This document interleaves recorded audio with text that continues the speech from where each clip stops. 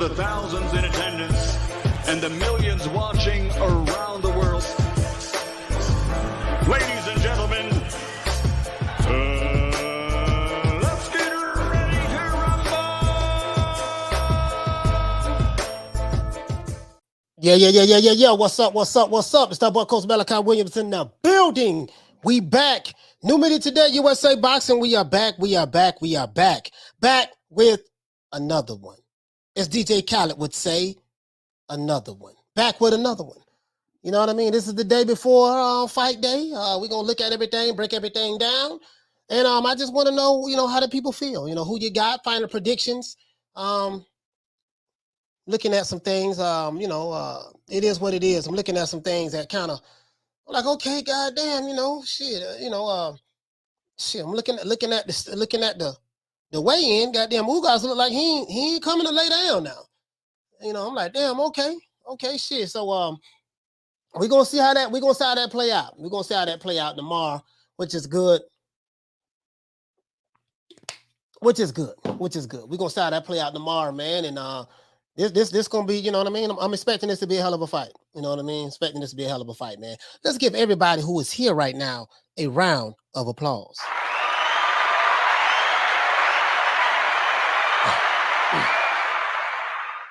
Now, they're fighting in Dallas, Texas. So, Ugas is already down 2-3 rounds off the ripple. So right now, before the fight starts, Ugas is already in the hole 2-3 rounds. You have to know this. He's in the hole 2-3 rounds already. You know what I'm saying? So that's pretty much how it worked. You know what I mean? So he knows this, he understands this. So the only way he can get a win, he's gonna have to knock this kid out. And I don't see him knocking him out. So being the fact that you're fighting him in his own backyard, being the fact that you're already down two or three rounds before the fight even starts, you don't stand a chance maybe in winning this fight. In my opinion. Not because I'm underestimating his boxing skills. I'm not doing that at all. I'm not underestimating Ugas' boxing skills, and I'm not overestimating Errol Spence's boxing skills. I've seen this movie before. You know what I mean? Fighting a guy in his own backyard. We know how the shit work. The judges, everything. So it is what it is. You know what I mean? It is what it is. So he's not gonna overcome that. Now, if he has some kind of knockout power or whatever the case may be, then I'd be like, okay, yeah. He got some kind of knockout power. But yeah, he can forget that shit. You know what I mean? It is what it is. Chris V, what you say, family? Say, did you see Ugas' shirt? He say there's more on the line for Ugas than just belts. I think Ugas will stop Errol very late. And you know what, man? Shoo. Hey, Chris, let me take a screenshot of that, because let me take a screenshot of your prediction. Hold on. I didn't see what was on Ugas' shirt. Hold on, guys. Bear with me one moment. Hold on.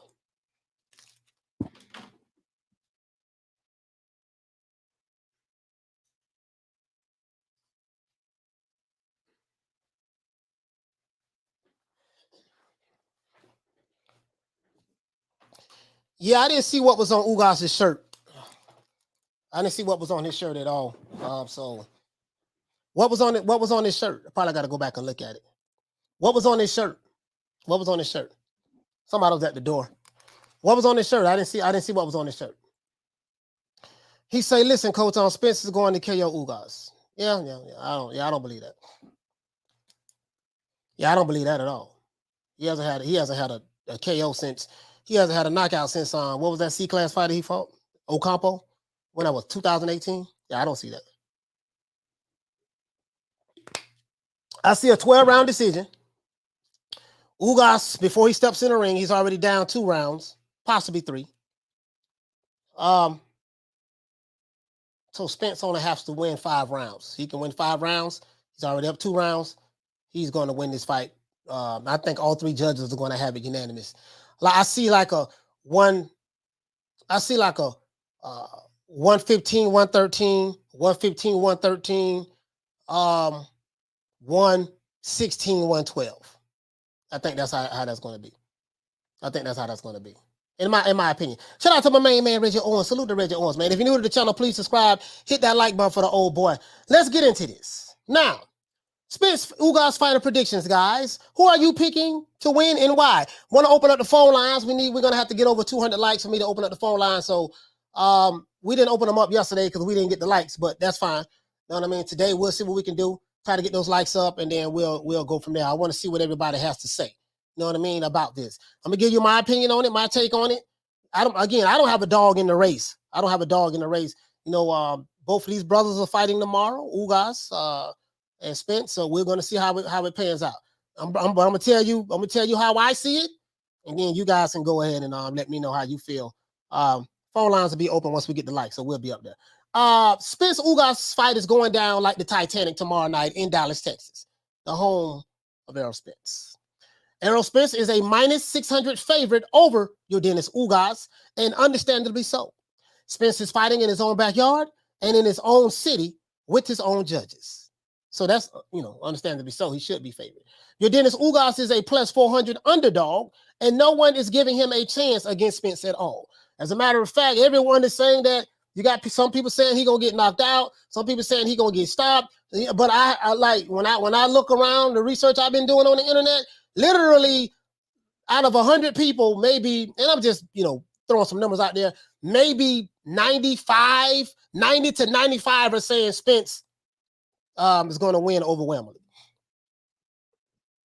Hell, I think Mikey Garcia was getting more credit to beat Errol Spence more so than Ugas. And Mikey was a damn lightweight. He was a fucking lightweight. Had one fight at 140 before he went to 147 at that time. So it is what it is. So let's break it down. Let's break down the strengths and the weaknesses of both fighters, guys, and see how they match up according to your eyes, right? Ugas, in my opinion, we need a knockout or a TKO stoppage to win this fight in Dallas. And I don't see that happening. Just being honest with you guys. So I'm picking Spence to win by unanimous decision in a one-sided victory. Ugas will come to fight, but there's not a judge in Dallas or the state of Texas that's going to allow Ugas to beat the hometown favorite, which is Errol Spence. And that's how I honestly see it. I'm just being honest with you. That's how I honestly see it. Shout out, man. In Boston Talk, what's going on, fam? Look at my brother, man. In the building. He said, what up, Coach DC in the building? DC is in the house. What's going on, DC? What's going on, bro? What's going on? What's going on? What's going on? E-Thriller, what's happening, fam? He said E-Thriller on the Black Picasso. The Black Picasso, what's going on? He said, what up, Coach, in the chat? Make sure y'all hit the like button for the GOAT. Yeah, I appreciate that, man. Y'all hit the like button, man. We're going to open up these phone lines once we get to 200. We're going to make it do what it do. But man, Big Reggie Owens in the building, man. Y'all go check Reggie Owens out too, man. Y'all check him out too. Let's see. Cassidy the Can Man is in the building. MDA, what you say, fam? He said, I got Ugas by split decision. Rolly made a good point. Ugas got a lot of experience with southpaws, putting up 2,000. Damn, boy, you putting up a grip. 2 stacks? Putting up 2 stacks, huh? Okay, all right. Putting up 2 stacks. Macho Man, what you say, fam? He say, Spence, this is easy work. Okay, all right. Easy work, okay, easy work. Marble, he says, if boxing is such where a fighter is already up 2 rounds, then we on some bullshit. Yeah, bro, all right. Yeah. All right, we'll see. I've been watching this shit a minute, boy. 40 years now. He say, Cruz, only over 1.5 pounds. He gonna make it. Oh, you talking about y'all? I heard Pitbull Cruz. I didn't see the weigh in. I heard Pitbull Cruz fell weight. Damn, I heard he fell weight. Not fell, but I heard he missed weight, man. Man, god damn, man. Pitbull, man. Man, Pit, man. What the Pit been doing? He should be able to make that weight. The man Pitbull should be able to make that weight. Come on, man. Chris V, he said the car crash from Spence changed him.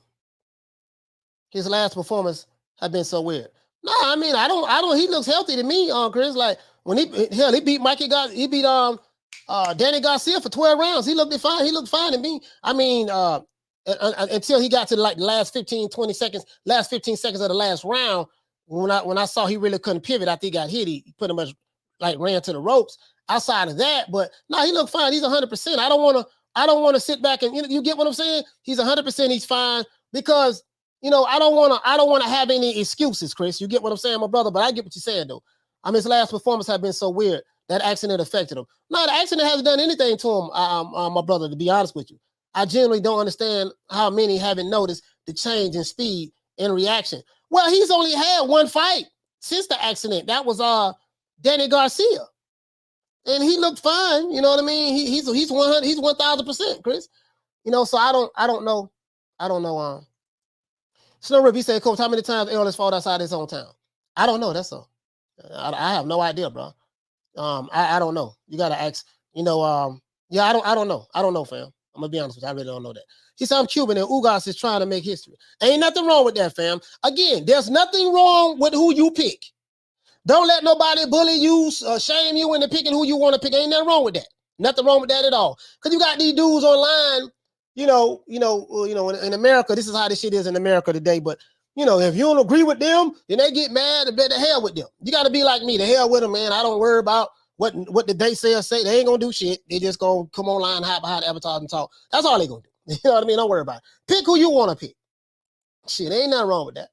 Ain't nothing wrong with that. Shit. Mike from Boston. Shout out to Mike from Boston. Hey, okay.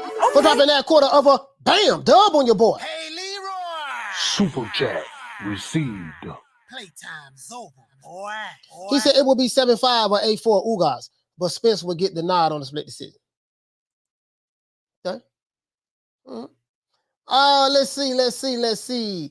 Pugilism. What you say, fam? He say Spence guard control and joisting jab is the foundation to Spence's bully boxing and relentless pressure. Ugas gets subdued. Okay, all right. So Pugilism said Ugas gets subdued. As a matter of fact, let's shit, I can do a survey right now. Shit, let's do this poll right quick, man. Shit, let's do this poll right quick. Let's do this poll right quick, baby bubble. Shit, you know what I mean? You know, all right. Shit, bro, I ain't found nobody picking Ugas. Let's see. Okay. Spence Ugas. Hold on, guys. I'm doing it right now. Spence Ugas. Spence Ugas. Who wins? So I'm putting the poll together right now, not the stripper poll. You know what I mean? We're gonna see. Spence by decision. We're just gonna put it all in one thing. Spence by decision. Ugas by decision. Ugas by decision. Add one more. We're gonna add 4. We're gonna add 4. Spence by decision. Ugas by decision. Spence by TKO / KO. And then we're gonna have. I should have one more for a draw. That's what I should do. Ugas by TKO. I should have one for a draw, guys, or a KO. Which we ain't gonna be no goddamn draw. Not no. Let's see, TKO. Damn, it won't allow me. I can only put up 4, guys. Damn, it's gonna allow me to put up 4. Cause I want to have an option for a draw. Damn. Man, this only allow me to do 4, guys. 4 sections. That's okay, man. So we got Spence by decision, Ugas by decision, Spence by TKO or KO, Ugas by TKO or KO. There you go, man. There you go. We're going to leave it up. This is going to be up for the whole show, and we'll look at it at the end of the show. See what I'm saying? If you're new to the channel, please subscribe, hit the like button. What we're going to do, we're going to open up the phone lines once we get over the damn, okay, update. He said Cruz hit 134.8 on the scale after an hour. Okay, shit. True. Goddamn Pitbull. True. The Pitbull. Pitbull, man. Doggone Pitbull, man. Chris V, talk to me, baby. He said, I understand you, coach, but I'm very worried for Spence. I just got a really bad feeling. We'll be rooting for Spence, but I think Ugas has caught this fight at the right time. Man, listen, according to all of the experts, Chris V, according to all of the experts, this is going to be a knockout, TKO, dominant performance by Spence. So I will say this, my brother, you are in the minority. You know what I mean? And there's nothing wrong. There's nothing wrong with that, fam. Ain't nothing wrong with that. You know what I mean? You got to go with your gut feeling. Marquis, what you say, family? Say Pacquiao had 11 days to prepare for Ugas after he was named as a replacement. Shouldn't be taken into account when giving him credit for that win. I mean, yeah, but prior to that, everybody was saying that Pacquiao was gonna beat Ugas, though. You see what I'm saying? You see what I'm saying, Marquis? Like I remember that shit like it was yesterday. Oh man, people were saying that Errol Spence probably beat on Pacquiao, but then when it come to find out that the replacement was Ugas, they were like, yeah, man, Ugas wasn't no special fighter. What's the name? Pacquiao was gonna beat him. You know what I mean? And Pacquiao was heavily favored to beat Ugas. So after Ugas beat Pacquiao, then yeah, man, he only had 11 days. His baby mama was pregnant. His cousin was running down the street. We heard all this Monday morning quarterback after the fact. But I remember it like it was yesterday, Marquis. Prior to that fight, everyone was saying Pacquiao was gonna beat Ugas. Everyone was saying that.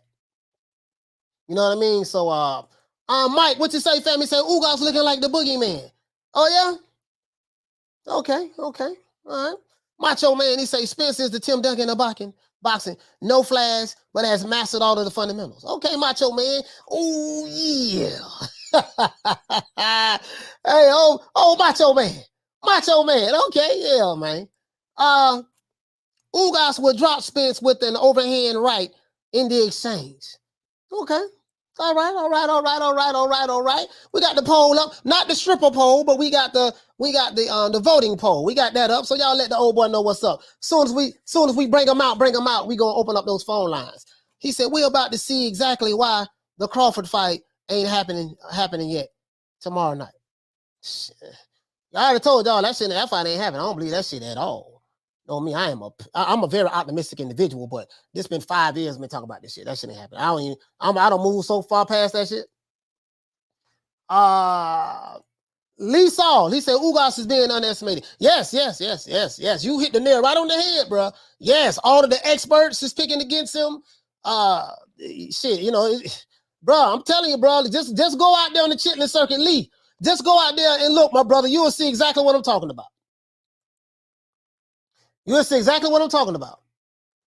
And then, you know what shocked me, though, about this fight? Which I don't really get into sales and stuff like that. But I was looking at CJ's channel. And he was out. Then I went on the line. I'm like, they're selling tickets for like $35, $45. Like, the tickets are super cheap, to get into this fight. You know what I mean? I'm like, damn, Because remember earlier, last month I said I expect Errol Spence to sell out that stadium. Because Canelo sold it out. Canelo sold out that stadium, right? Well, Canelo broke the record, the live gate record, in the stadium, right? And he's not even from Texas, but Errol Spence is from Texas, and I'm pretty sure he has all of the state that's rocking with him. So I picked them to really sell out this event. From what I've learned, it's nowhere near sold out. I don't know how many tickets maybe Jerry Jones probably bought, but from what I've learned, it's nowhere near sold out. Which is shocking to me. Which is very shocking to me. You know what I mean?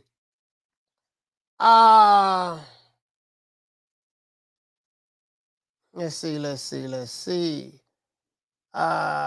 Marquis, what you say, family? So I don't remember the build-up once he took Errol's place, but fair point. Yeah, just go back and look at it, bro. Go back and do some research on it. Go back and do some research on it, man.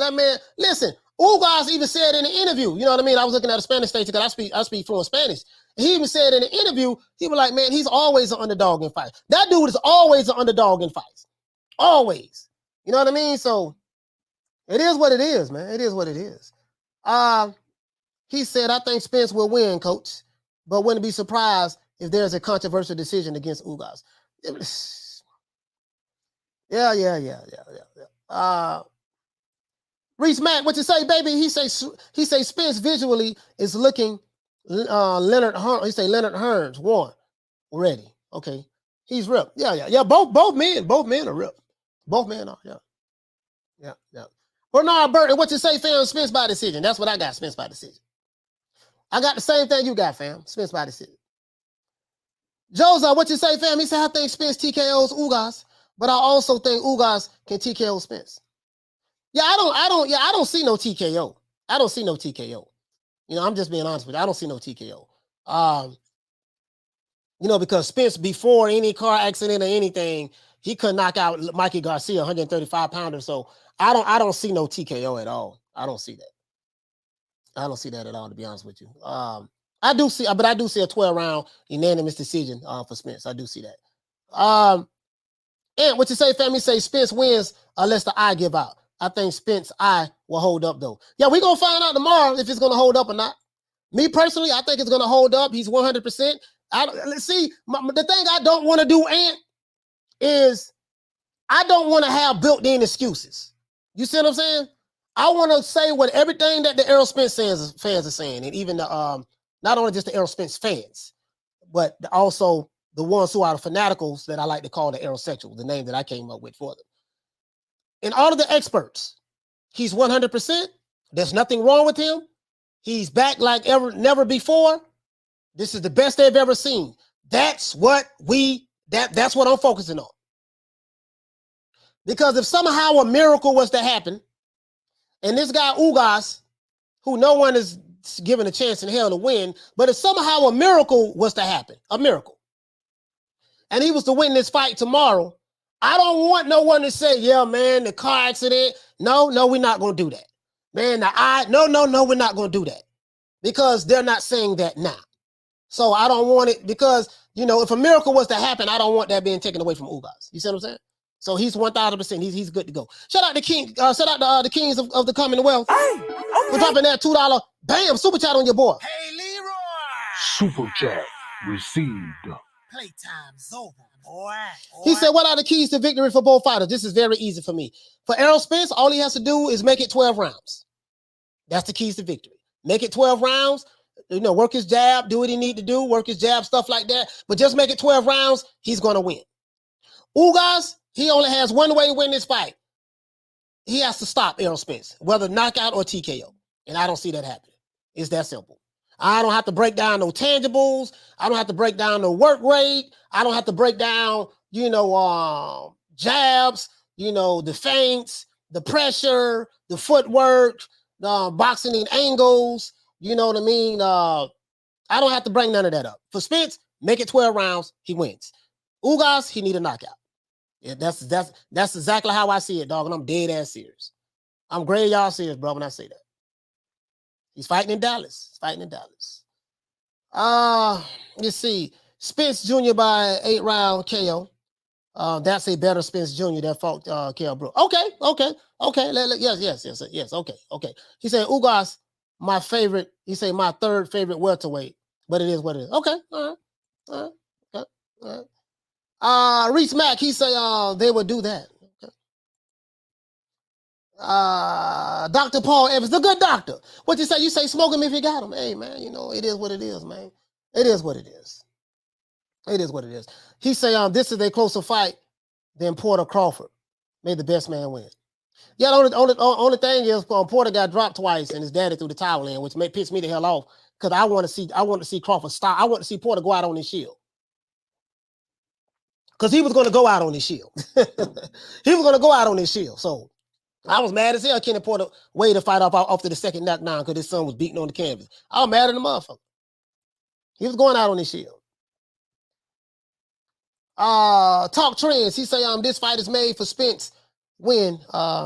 This fight is made for Spence win. Ugas will get caught a lot of times. Okay. Yeah, that's what all the experts are saying. Dr. Paul Evans, the good doctor, he say late to Ugas by shedding that eye. Okay. Smith and West, what you say, my brother? He say Errol looked a little weight drained to me, but I expect Spence to win by robbery, even though I put my money on Ugas. Let's see. Ortiz, Ugas is lying about his age. Yeah, we already believe Ortiz about 52 years old already. Marquis, he said, do you think Ugas can knock him out? No, sir, I don't believe that at all. I don't believe he can do that. I don't believe it. You know what I mean? But just because I don't believe it doesn't mean it's, you know. Bush God, he said Errol is coming off of 2 injuries in the layoff. No, yeah. Listen. Bush God, I don't think you understand, sir. According to what I've been seeing online, Errol Spence is 1,000%. This is the best he's ever been in his life. There's no issues with the eye, and the car accident is not a factor. He's 1,000%. That's what I'm rolling with. That's what his fans are saying. That's what he's saying. That's what his coach is saying. That's what we rolling with, my brother. The ring rust ain't gonna be none of that. That's what we rolling with. And the reason why we doing that, Bush God, I'm gonna tell you why. Just in case some kind of miracle was to happen, the dinosaurs come back from the Stone Ages, and Ugas pulls off a victory in Dallas, Texas, when he's the B-side. I don't want it to be what you're saying right here. The layoff, coming off 2 injuries. I don't want that. You see what I'm saying? But I don't want that, my brother. You get me? Let's see. He say Saul Canelo Alvarez added the WBO super middleweight belt, so it's bargaining collection. Okay. Billy Joe Saunders in front of a record we're breaking 73,126 crowd inside. Yeah. Canelo did that. Canelo did that. Canelo did that. I'm like, I was expecting this fight to do that. You know what I mean? I was expecting this fight to do that as much as they, and then and especially as cheap as the tickets are. These tickets like $35, $45. They're real cheap, bro. AI, he says, Coach, are you oversimplifying the fight? One or the other, decision or KO. There are many more elements that would determine the outcome of this, Coach. What are the elements, sir? Please educate me on the elements. AI, educate me on the elements, please. I need to be educated on that. He said, are you oversimplifying the fight? No, I think it's just going to be as simple as that. Listen, look at me when I say this, AI. I'm dead ass serious, dog. I ain't laughing. I ain't cracking no smiles. I'm graveyard serious. Please educate me on the other factors that would determine the outcome of this fight. Please. Shout out to Rockman for dropping that half a bam dub on your boy. Hey, Leroy. Super chat received. Playtime's over, boy. He say Spence got a day named after him on the day of the fight, as if a win for Spence is a foregone conclusion. That's very disrespectful. I know Ugas is tight. Yeah, I saw that.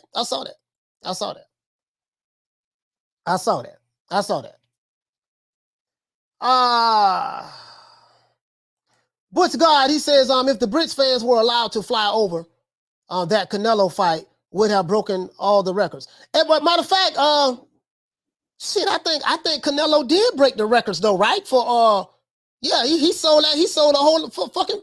I mean to curse. I've been trying not to curse, guys.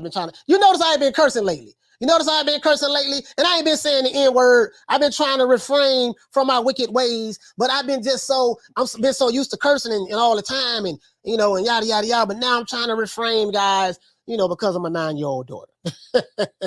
My 9-year-old say, Daddy, you be cursing too much. You got the potty mouth. And I'm like, all right. So I'm trying. I'm trying to. It's so hard, though. It's so hard, bro. I've been cursing for years, boy, since I was a teenager. If you're new to the channel, please subscribe, hit that like button for the old boy so we can open up these phone lines. Please break it down to me. Marco Antonio, he says Spence style is perfect for Ugas to upset Spence. Spence walked right into Ugas' plan. Okay, all right. He say, I got Spence winning 115, 113. Ugas will give him work, but as long as Spence doesn't go down, he will be taken care of on the scorecards. Pretty much how I see it. Milwaukee Money, what you say, fam? He say the undercard is so good. Boutel versus Stanionis, my guy. Yeah. Listen, let's look at this. Let me share this with you guys. Share this with the family. As you can see right here, like I said before, as you can see right here, Errol Spence is a -600 favorite in this fight. Ugas is the underdog. He's always the underdog in fights. So, he doesn't stand a snowball chance in hell in winning in Dallas, Texas tomorrow night, according to the experts. So it's a foregone conclusion. And like the brother said, Spence received a Errol Spence day before the fight. So it is what it is. Yeah, but as you can see right here, Spence is a minus 600 favorite. So we see that. Let's look and see. Let's go to the PBC. Let's go to the PBC. Because they got a pretty good fight card. I do want to see that Esau Cruz fight. I'm not even gonna lie, dog. I want to see the Mexican Mike Tyson. I want to see Pitbull, man. I want to see Pitbull, man. I want to see what the Pit gonna do. You see what I'm saying? Tighten up, Pit. I want to see what the Pit gonna do. I want to see what the Pit gonna do, man. Who all is on it? Who is all on this undercard? Because right here, the only thing I'm seeing, guys, is this right here. They got Spence Ugas. We know that's the main event. Cruz versus Gamboa. Oh, okay. So we got the Pitbull versus old man Gamboa. Gamboa shit, he in his 40s like me. Valenzuela versus Vargas. Okay, and Crawley versus Lopez. Yeah. No, I ain't gonna lie, dog. I can't even front, dog. I like this undercard. I can't even front, dog. I can't front. Let's make it a little bigger so the people can see it. This is for the people. We do this for the people. I can't even front, dog. I like this undercard. I can't even front. Yes, sir. Yes, sir, buddy. You got Cruz, Gamboa. I want to see the Pitbull, the Mexican Mike Tyson. Yeah, I want to see this. Valenzuela versus Vargas, Crowley versus Lopez. Yeah. We good to go. I don't know if I'm pretty sure they got more fighters on there, but those are probably just the ones that's going to be on TV. Those are the ones that's going to be on TV. You say he did, New Media Today USA Boston. He did? I missed what you said. Let's see what else we got. He say Locust, he said did Spence get his teeth replaced after the accident? Can that take blunt force all night and talking about you talking about his teeth? Yeah, he got his teeth redone because a lot of his teeth got knocked out in that accident. He was driving drunk. So yeah, a lot of his teeth got replaced. But I don't know, it is what it is. I mean, shit, if it's gonna be such a one-sided, it shouldn't matter. You know what I mean? According to what the date sayers are saying. He's saying Barry Bonds is the home run king, but no one on the Hall of Fame for juicing. But not on the Hall of Fame for juicing. Canelo gets to drink all the juice as long as he packs the crowd and sells pay-per-views. Yeah, I don't even know what you're talking about, my brother. To be honest with you, I don't know. Andre Williams, what you say, fam? He say Ugas doesn't have a following. It takes two to carry the fight. Spence and Garcia had a big enough following to do well at that stadium. Yeah, but they didn't even sell it out. You get what I'm saying, Andre? They didn't even sell out the stadium. Arlette, what you say? She say, it is no such thing as a true 100%. Oh, y'all talking about religion. I ain't even getting into that shit. Religion, sports, and politics are three things that if you want to get an argument, he says Ugas don't have the power or work rate to hang with Spence. He'll land a few good counters, but it won't be enough to win more than 3-4 rounds tops. Okay. Chickarelli, what you say, fam? He said, I'm betting Spence. He said, I'm betting Spence, but a little something on the underdog just in case. Yeah, Chickarelli, because you be gambling all the time. So, like, when people gamble, people want to get the best for their buck. Like, you betting on Spence, you ain't going to win no money. Like, you got to put $600 on him just to make $100. You got to put $1,200 on Spence just to make $200. You got to put $3,600 on that. Like, you ain't going to make no money. You ain't gonna make no money. So, but I don't know. I can't tell you how to bet. You know what I mean? But it depends on what type of money you're looking to bring back.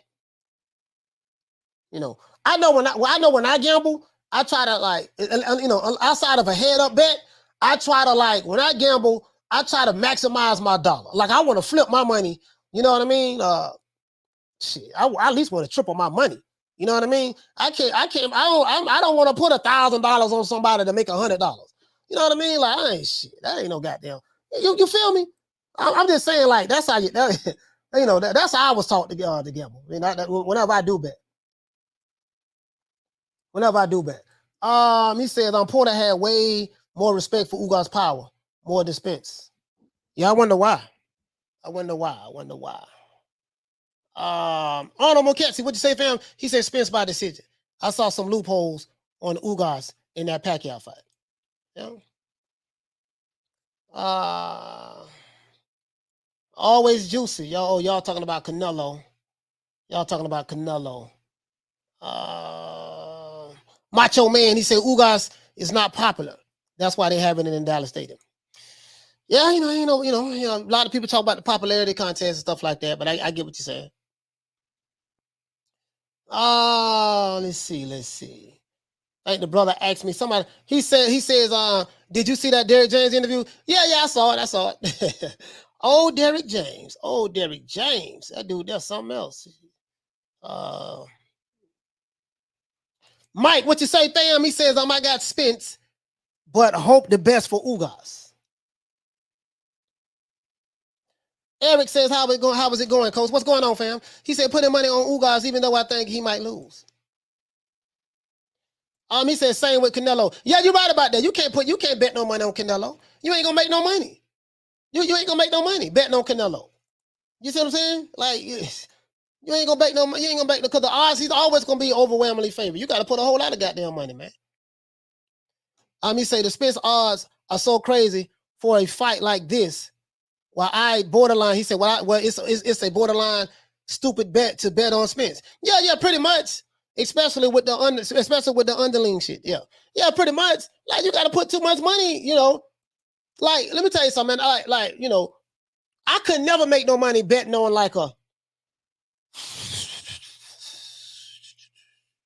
what's the most recent example? Can't make no money betting on Canelo. You couldn't make no money betting on Floyd Mayweather. You couldn't make no money betting on Floyd Mayweather. He was always overwhelmingly favored. You got to put a whole lot of money on there just to make a little bit. You know what I mean? Like, I come from the street, man. I don't believe in that shit there. Like, well, I got to invest all this and make, you know what I mean? No, hell no. No, that ain't shit. Why I got to invest all of this just to make $200? That ain't making no damn sense. I got to know, you got to show me how to flip it. I want to flip it. Hey, reach back. He said, you want to put 100 to make 1,000. Exactly. That's exactly what I want. Shit. True. Oh, shout out to Rick. Hey, okay. For dropping that half a bam dub on your boy. Hey, Leroy. Super chat received. Playtime's over, boy. Rick, he say, Coach, your input on the outcome of Canelo versus Bivol. I don't know, man. I don't know. Of course, Canelo's going to be overwhelmingly favored. He's always going to be favored in the fight. But man, let me tell you something, man. There's something that's telling me that this dude Bivol, this dude Bivol can fight, bro. This dude Bivol can fight.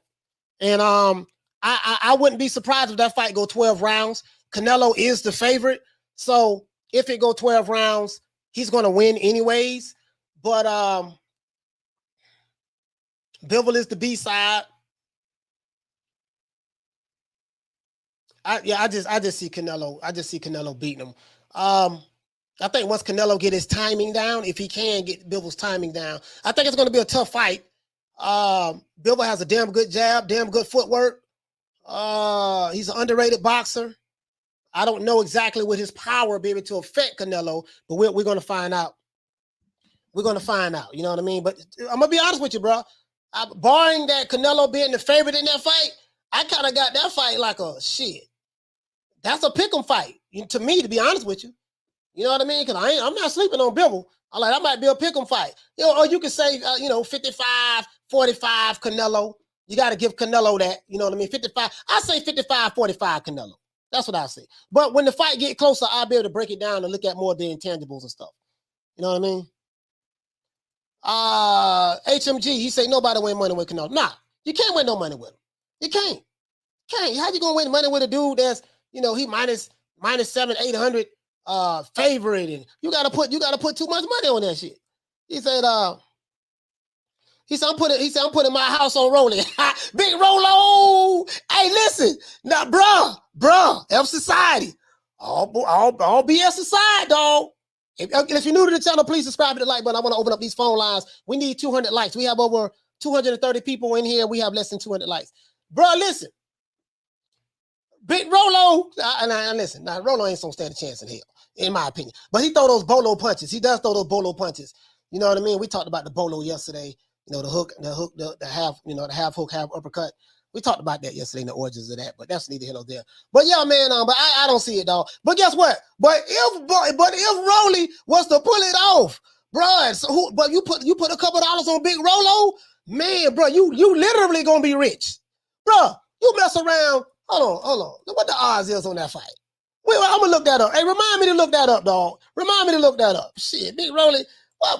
Big Rolly, that'll be the upset of the century. A dude with 14 professional fights. Rolly Romero beat another dude in his prime, a knockout artist. Big Rolo pull that off, man. Come on, man. He said, I've never been impressed with Errol's on power. Highly overrated. Yeah, he doesn't really have power like that. He doesn't have power like that. I mean, the proof's in the pudding. You know, he hasn't had a knockout since 2018, so the proof's in the pudding. That ain't no hate, no shade. It's just, do you knock him out or do you don't knock him out? And if you haven't had a knockout in 4 years, then, you know, you can't, I mean, you just can't ignore that. You know what I mean? That's like Jamil Charlo say, I'm a knockout artist, baby. But then you got a 50% knockout ratio. Hey, you know, you got to at least have more. You know, I'm just saying Jamil Charlo. You know how Jamil Charlo is. Goddamn Big Mel, man. Big Mel. Victor Bottom, what you say, fam? He said Canelo Bibble is a 50-50 fight. All right, F Society. He said, are they fighting in Russia or USA? I have no idea. Have no idea. It doesn't matter. Doesn't matter? Doesn't matter where they fighting at?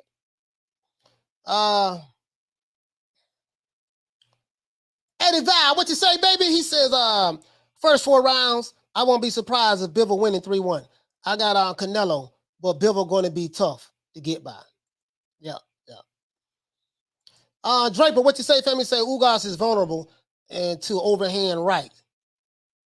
He counters to the body every time. Okay. He said Ugas is vulnerable to the overhand right. All right. Big Mo 9, he said Rolly about to turn into a journeyman. Hey, Big Rolo. Hey, look your boy. You mess around and make some money on Big Rolo. God damn. Hey, what you say? You say Rolly is a 15. He say it's 15-1. God damn, 15-1. Boy, listen, boy. For $100, listen, you put $100 on Big Rolo, that's gonna bring you back 1,500. Okay. I'm just saying it's 15-1 now. You know what I mean? He said with Canelo, you would have to pick the round to win anything. Yeah. And it's hard to pick a round, dog. It's hard. It's hard. That's one of the hardest things to do, dog. Pick a round what you think a fighter gonna get stopped in. And most of the people are always wrong on which round. He said, Coach, would you consider a Rolly victory a bigger upset than Douglas Tyson? Yeah, absolutely. I'm gonna tell you why.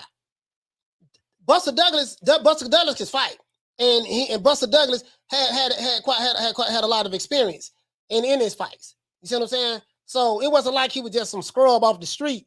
You know, Buster Douglas. I think it's Buster Douglas he's from Michigan. I don't know if he's from Detroit, Midwest fighter. So yeah, no. Yeah, Rolling would definitely be for me. Now, Tyson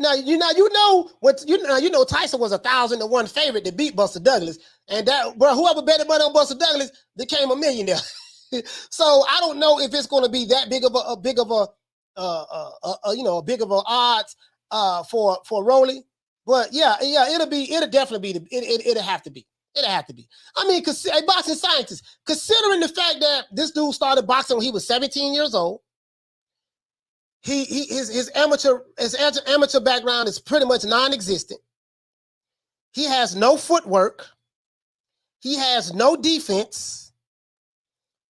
He doesn't have any ring IQ. His timing is off, meaning that, when he throw his shots, he don't always throw it at the right time and stuff like that. Literally, doesn't have, when it comes to boxing, he doesn't have the skill set. Buster Douglas had skill set. He understood punch placement. He understood, feints. He understood he had a good jab. Buster Douglas had a damn good jab.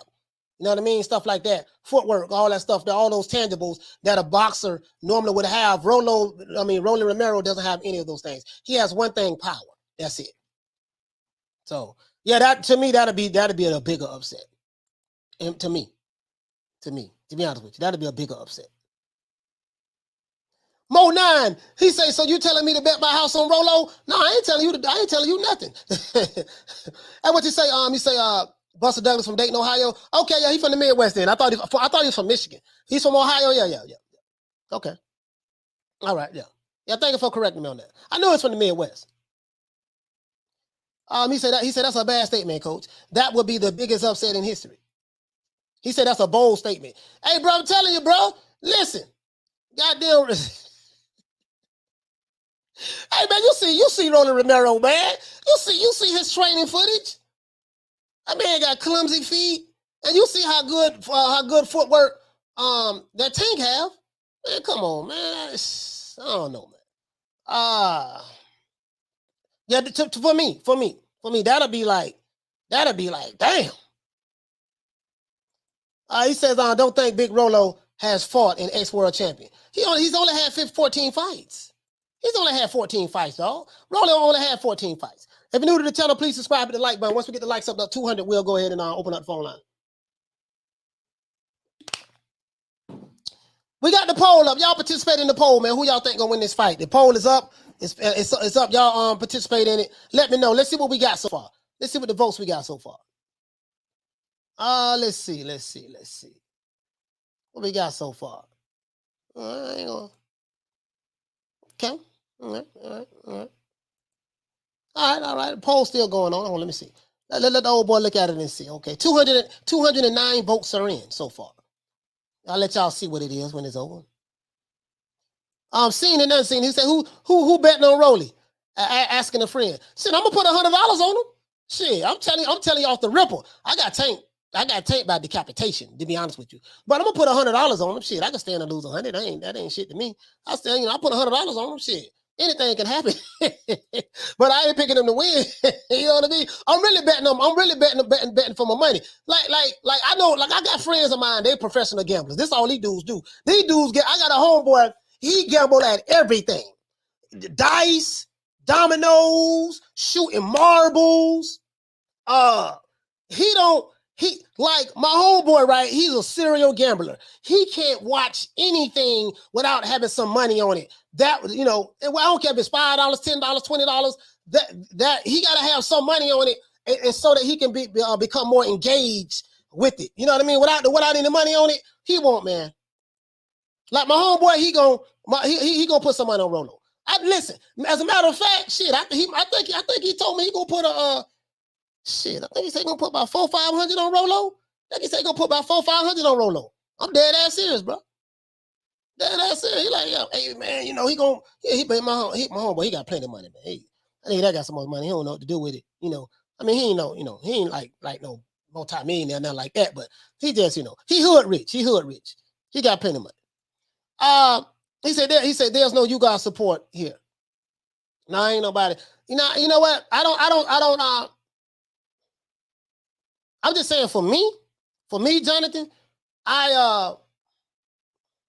just the way I see it, and I said what I said in the beginning, just the way I see it playing out, I just don't, if he don't knock him out, he's not going to win,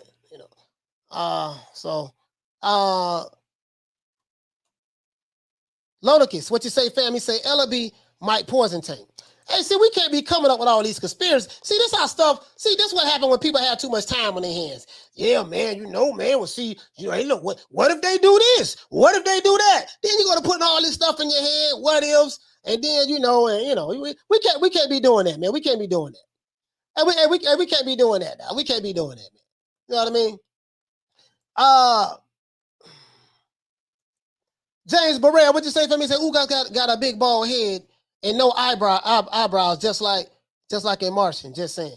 Yeah, I don't know what does that have to do with the fight, but Mo9, what you say, fam? He's underrated. Nobody mentions him. Eddie Val he sounds about right. I got tanked by paralyzation. Hey man, hey, it is what it is, man. Hey, I ride with the AK. Smith and West, what you say? He said that sounds like my mom's friend Kim with her thick ass. Talk about her boyfriend. He said every time we link up, We said we got to gamble on something. Cards, dice, Pokemon cards. She'll find something to bet on. Yeah. I got some homeboys like that, man. He ain't betting on. He gonna bet on the round. He gonna bet on. Listen, my homeboy got it so bad. In a fight, he wants to bet on everything. Which round? Okay. We gonna bet on who gonna win the fight. We gonna bet on whether it's gonna be a KO, TKO, or draw. We're gonna bet on how many body shots you estimate that the fighter is going to. I'm dead ass serious. How many body shots you estimate over and under on body shots? Who gonna get cut? Like, okay, I anticipate that this guy gonna get cut first from incidental headbutt. What is the person's posture? What the fighter posture is when he sit on the stool? Well, I see when I'm gonna see when the Spence sit down, he gonna be sitting like this, and when Ugas sit down, he gonna be sitting like that. You know what I mean? Like, he bet on everything. The ring girl announcers, bro, he bet on every goddamn thing. I'm not making this up. He's a serial gambler. Serial. He says, Coach, who you got on? He say Batev. What is that? I said Batev versus Stanionis. Who you got? Cruz versus Gamboa. I didn't even know Batev was fighting Stanionis because I don't see it here on their thing. Cruz versus Gamboa, I don't know. That's a 50-50 fight. Cruz versus Gamboa, that's a 50-50 fight for me. I need to see what Cruz is going to do after the Tank Davis fight, because he fought damn good in the Tank Davis fight. I don't know. That's a 50-50 fight to me. Cruz and Gamboa. So Butev and Stanionis. I'm fucking. I'm gonna just roll the dice. Say Stanionis. I didn't even know they was fighting. I didn't know they was fighting. Are they fighting on which card? Hold on. Let me see something. Hold on. I got the schedule. I'm tripping, dog. I'm tripping. I got the card right here. Which card are they fighting on? Let me know which card are they fighting on. I think they're fighting on the DAZN, not DAZN. They're fighting on Errol Spence on the card, right? Because when you look on the Premier Boxing schedule, it doesn't show them on there. He says, Coach, when I see no hair, no eyebrows, I think of the C word. But I think we in for a barn burner. Okay, C word, okay. He says, Ugas doesn't look like Zab Zuda. Kurt from Counterpoints thinks he looks like Chris Eubank Sr. I don't know, man. You know what I mean? So Ugas is very, very unique, very original. I would say that. Very unique. He got his own style. You know what I mean? He's a damn good fighter. Once we get the likes of over 200, we'll open up the phone lines. We got 261 people in here and less than 200 likes. This is unacceptable. True. This is unacceptable. Shout out to Deborah Book in the building. Who else we got in here, man? Who else we got? Yeah, the likes are shouter than a midget on his knees trying to sling keys. Shout. Alonzo, he said, do any of you guys ever do any fasting from food? Yep. I mean, I fasted before. Had to fast. When I was in the nation, we was always taught to fast a lot, just fast, purify your body and stuff like that. And then when you're trying to lose weight, it's always good to fast. He said, bet on what color the gloves are. Yeah, listen, a serial gambler. Serial gambler. Yep. Serial gambler. Yep. My homeboy bet on every goddamn thing. Oh, you say PBC? Okay. Yeah, it's not on their website. So I didn't know. Vic G, he say, Coach, open up the phone line. I got my Obama phone ready. Yeah, I'll open it up. Once we get to 200 likes, I'll open it up. That's the price of admission, 200 likes. We got 260 people watching. We have less than 200 likes. The price of admission is 200 likes for me to open up the phone lines. Not what you say? He said, Coach Gamboa is going to clinch and run for 12 rounds. You think so? Well, we'll find out. We'll find out tomorrow. Well, you know what? Anyway, him and Tank fought. That back pretty much would Tank, then when Tank get caught with something, he'll grab him and tie him up and get on his bicycle. You know what I mean? So shit, you might be right. You might be right. Carlos Mendoza, he said, Ugas wins. What the Alphabet Boys excuse is going to be? And you would have to ask them. You have to ask them, my brother. He says, Aunt Muga, what you say, family? Say, Coach, Bootel standing on is on the non-pay-per-view part of the Spence card. Yeah, I didn't know that. I didn't know that, fam. I didn't know that. Thank you for letting me know, Aunt. I didn't even know that, bro. I didn't know that. Because I was just going by like what I saw in this. Now, I knew they had more fights. But I was just going by just pretty much what they showed on their website on the schedule. Let me show it to you, bro. Let me show it to you. See what they had. Matter of fact, I did show it. I showed it. I had showed it. You see what I'm saying? Like they don't have them here, but I'm glad you let me know. It's not on their website. It's not on their website. Oh, let's see. He say, Coach, they're selling Ugas Spence tickets at $35. Yeah, they're selling them at $35. Shocked the hell out of me, bro. Shocked the hell out of me because, I know that's Jerry Jones's place, but from what I've been hearing, you know what I mean? Spence is a cash cow and, he's back. He's going to sell out the football stadium. And I'm like, well, we know Canelo came in there and did that. He sold out the whole football stadium, that same stadium by himself. So I just figured that, hey, the guy from Dallas wouldn't be able to sell that stadium out because Canelo did it with a no-name fighter Caleb Plant. Ain't nobody know who Caleb Plant was. Let's be real, guys. Let's be real. Ain't nobody knew who the hell Caleb Plant is. Caleb Plant can walk down the street right now and won't nobody stop him and ask him who he is. So let's be real. Canelo is the one who sold that fight. Caleb, that was his first pay-per-view. No one knew who the hell Caleb Plant was, so he pretty much did that. He pretty much did that with the no, that was in Vegas. Billy Joe Saunders, that's even worse. Billy Joe Saunders from the UK. He sold that out with a no-name fighter from the UK. In America, Billy Joe Saunders is not known in America. We know this for a fact. Hell, Americans over here, they're not even talking about Tyson Fury and Dillian White fight coming up. And those are two heavyweights. So they damn sure wasn't talking about no goddamn Billy Joe Saunders.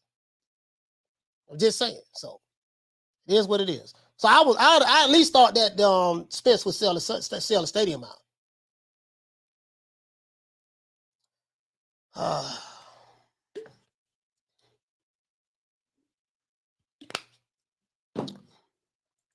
Daniel Rios, he said you're going to end up going to the fight, Coach. Nah, man. My damn my Airbnb, dog. The Airbnb situation didn't work out, man. The lady rented it to somebody else after I put my money down.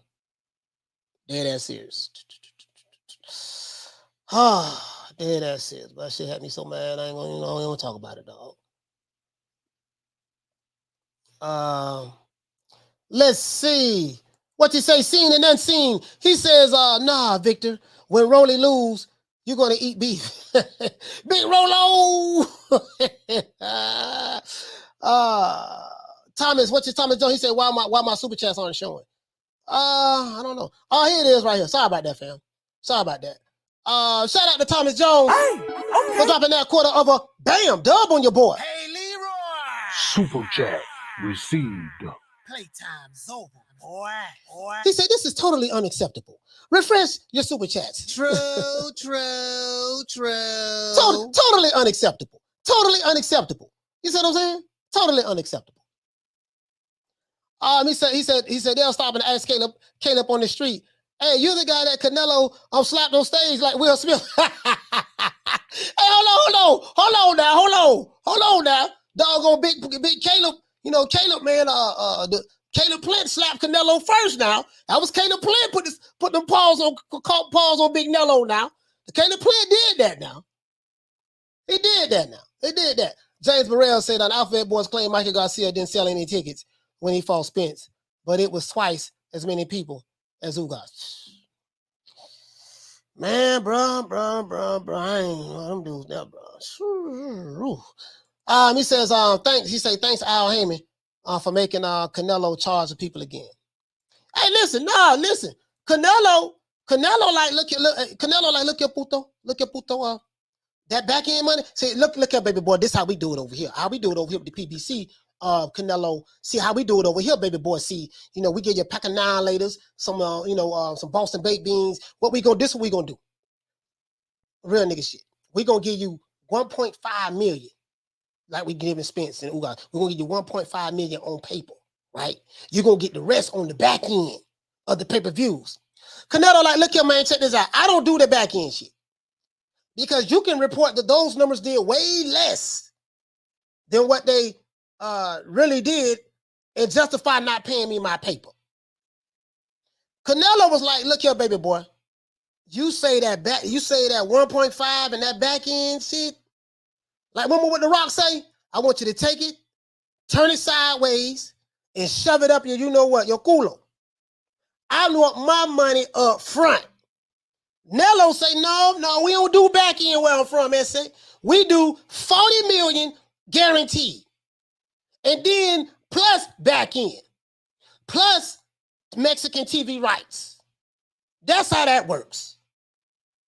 And then I was like, okay, Canelo, okay, I pay that. Yeah, he ain't doing that. Yeah. Nello wasn't doing that goddamn shit. Nello wasn't doing that back end shit. I need my 40 million guaranteed. That's what it's gonna be. Shout out to Boxing Logic United. My brother Myron, man. Hey, okay. We're dropping that quarter of a bam dub on your boy. Hey, Leroy. Super chat received. Playtime's over, boy. He said need a Mexican to sell out AT&T, but 35,000 is a great fight for a low profile fighter like Ugas. Yeah, it is. And then we don't know how many comps they gave out too. We don't know how many comps they gave out. So, you know, but it is what it is. I don't give a damn shit. I ain't getting the cut of it. You know what I'm saying? Deborah says Spence by decision, but this is a 50-50 fight. Yeah. Shit, I already know who's gonna win. Whoever controls the distance will win this fight. Shit. Put it this way. Well, you know, I ain't gonna get it. I already told about how I'm seeing it, Mark. I already told you how I'm seeing it, how this shit going down. Yeah, man. We ain't doing that. Yeah. Big Nello was like, nah, we ain't. You know, I don't know about back end, but I know about front end, puto. 40 million. That's what I know about. Shit. Hey, what you say? He said, you're talking to Myron. I respect Caleb's attempt. He missed though. Hey, no, they showed it in slow motion. Hey, Smith & West, they showed it in slow motion. The fingertips was touching Big Nello's face. Man, come on, hey, we don't want to relitigate that. Let's not relitigate that now. Let's not relitigate that, Smith & West.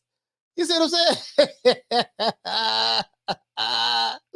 Hey, man, I'm like, shit. Hey, Smith & West, you forgetting the, I saw it in slow motion, dog. I saw it in slow motion. You know, I saw it in slow motion, fam. You know what I mean? I saw it in slow motion. I'm telling you, bro. Hey, Joey Chaz, he say back in and 2 Popeye chicken sandwiches. Yo, man, look here, man. Check this out. See how we do it over here in the PBC. We normally give our fighters, if it's a star fighter, like a star, we gonna give 1.5 million. Look here, baby boy, check this out. I'm gonna give you 1 point. And see, listen, I don't get in. See, the reason why we had to come up with the commandments, because what I saw what was going on, guys, is we did a live. I think Smith & West was in the live, Karma Serene, Bless 365, Nick Rich, Arlette, Lisa Bells, Lady Shan. It was a whole bunch of the brothers and sisters. We was in the chat. You know what I mean? And we was watching the Crawford and what to do with the Sean Porter fight. And we came up with the commandments because what I noticed, dog, like online, you'll have dudes arguing about another fighter's pockets and arguing about which promoter is the best and arguing like, I'm like, what the, you know, all of this shit is subjective to you. But then they go to saying stuff that just ain't true because they started regurgitating stuff from their favorite YouTube channels, and they suffered a case of confirmation bias, meaning that they only find and look for stuff that supports what they already want to believe. You see what I'm saying? So there's a whole lot of that shit going on. So we came up with the commandments, and one of the commandments is you know, thou shalt not talk about back end money, and we ain't gonna talk about how much money this fighter make over that fighter, because what happens is all of these fanboys start arguing for, well, you see, my fighter made $2 million. Man, he made $20 million his last fight. He made $20 million. Where you got that from? Well, that's what 7A said. And this dude, hold on, sir. Do you have any receipts on that? Do you have any receipts? No, we ain't got no receipts. We don't need no receipts. That's what he did. And your fighter only making $2 million. He only made $3 million. So, and he don't need to be fighting my fighter because my fighter made 20 and he made 3. And so they started using all of these straw man arguments to justify not wanting to see big fights. So that's why we came up with the commandments. We had to come up with the commandments, dog. We had to. Shout out to Myron. Hey, okay. For dropping that quarter of a bam dub on your boy. Hey, Leroy. Super chat received. Playtime's over, boy. He said, well, Spence says he's a better man than me because I would have said I'm going to fillet his ass. Lets me know he's mentally back. This is going to be a great fight. Yeah, we ain't making no excuses. Yeah, we ain't making no excuses. Yeah, we ain't making no excuses. Spence, there's nothing wrong with Spence. Nothing wrong with him. He's Superman right now. So I don't want to hear that shit. If a miracle was to happen for Ugas, which I seriously doubt. He said, Mark Nash, he said, what's coach's final prediction? I missed it. Yeah, I got Spence winning by unanimous decision. I don't see no way. The only way Ugas, in my opinion, can win this fight, he is going to have to knock Errol Spence out. 1, he's fighting in Dallas, Texas. 2, the judges are not going. You ain't gonna find a judge in the state of Texas that's going to rule against Errol Spence in his own city. That's not going to happen. Before Ugas steps in the ring, he's going to be down 2 or 3 rounds off the ripper. So Spence only needs to win about 5 rounds, which I see him winning that easy. And I think it's going to be a 12-round decision. I think the fight is going to be a lot more competitive than people think it's going to be. And I think that it doesn't matter what Ugas does. If he doesn't knock him out, he's going to win, lose the fight anyway. It's already predestined. That's my prediction. That's my prediction. He says facts. He say facts. Goes Vic G. Let's see. Slim Reaper, what you say, fam? He said, did anybody see Errol when he kissed his woman for Showtime when they came to the family gathering thing? She did not look happy. You think he ain't keeping up his end? Yeah, I ain't getting into that. I don't know, man. Yeah, I don't know, man. I didn't see that. I didn't see that, fam. I didn't see that. To be honest with you, I didn't see it, bro. I probably had to go check it out. Joey Chaz, he says big fish swimming in a pool full of vodka. Okay. All right. Shit, let's continue. How many likes? We got the likes up yet? This is unacceptable. We got 270 people in here and less than 200 likes. I want to open up the phone lines, but hey, man, it is what it is. It is what it is, baby bubble. Shit. Hey, shout out to Jonathan Ramirez. Hey, okay. We're dropping that $2. Bam, super chat on your boy. Hey, Leroy. Super chat received. Playtime's over, boy. He said Ugas looks like Piken from Dragon Ball Z. He kind of look like Krillin a little bit too from Dragon Ball Z. He kind of look like Krillin a little bit too, but you're right though. True. Shout out to Daniel Rios. Hey, okay. We're dropping that $2. Bam, super chat on your boy. Hey, Leroy. Super chat received. Playtime's over, boy. He said hit the like button and stop playing. Yeah, man. I probably got a lot of my detractors watching. My detractors, they love me. I'm the guy they love to hate. They show up, they don't like hitting the like button, but that's okay. They contributing anyways, you know what I mean? My detractors and haters have really helped us grow a lot, to be honest with you. Well, we over 12,000 now because of them. Well, I ain't gonna say it was all because of them, but because I know what I'm doing as a content creator on this shit. But I understand, I get it. But because of them, sometimes, you gotta know how to turn the negative energy into positive energy and turn that negative, make that negative energy work in your favor. And that's what I do. I've become a master at that shit. I know how to make it work in my favor. Let's see. Slim Reaper, what you say, fam? He said it was hilarious, coach. The face she pulled said it all. All right, okay, all right. He say Stone in the PBC and Spence hater channel. Okay, all right. Let's see. It don't cost a thing to hit the like button. Shout out to Deborah Booker. Let's see. Shout out to Deborah. Hey, okay. Let's see. Let's continue. Seen and unseen. What you say, fam? He said his old lady could have just not liked him getting punched on. But for that's how I make the donuts. Let's go. Okay, all right. Okay, it is what it is. Shout out to Big Will. Will, what's going on, fam? Hey, For dropping that half for bam, dub on your boy. Hey, Leroy. Super chat received. Playtime's over, boy. All right, we got the likes. The likes are up. The likes are up. He said, I think Ugas versus Spence is more, he said, is a lot more even in terms of skill. I think the fight is going to be decided by who lands the cleanest shots in 12 rounds. And if Spence can keep Ugas off of him. Okay. All right, that's a good breakdown and analysis. Y'all don't forget to contribute in the poll. I got the poll right here. Y'all vote. Let me know. I'm finna pull it up right now.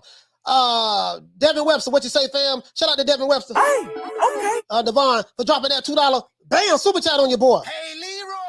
Super chat received. Playtime's over, boy. Hey, Devin say, Devon say, Errol gonna put them paws on Ugas. Detroit over everybody.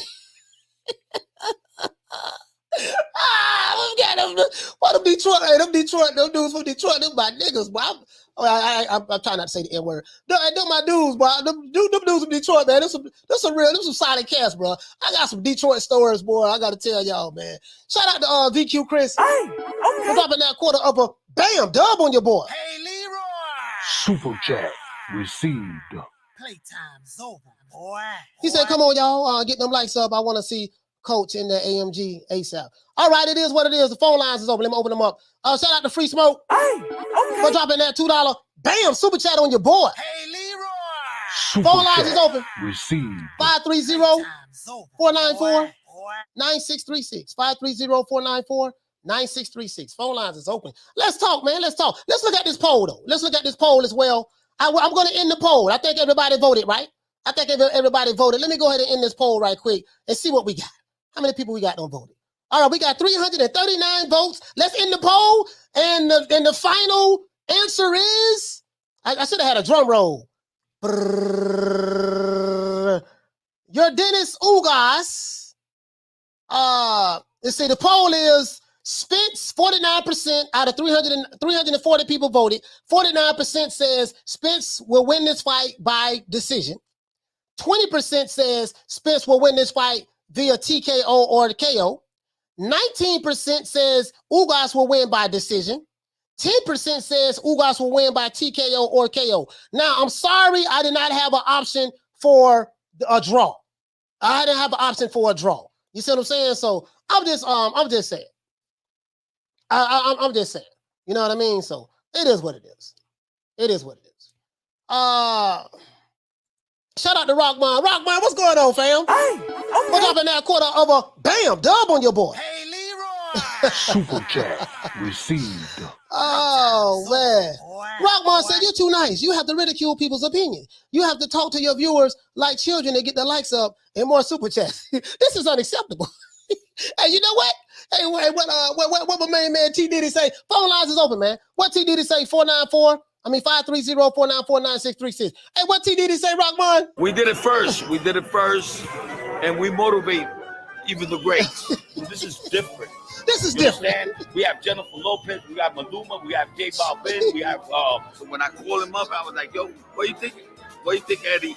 If we bring the belts together?" Yeah, we bring the belts. And Eddie said, "That shit is a good idea." I think the only person That's a that good can idea. do right now is like maybe 4 years or 5 years from now, my son.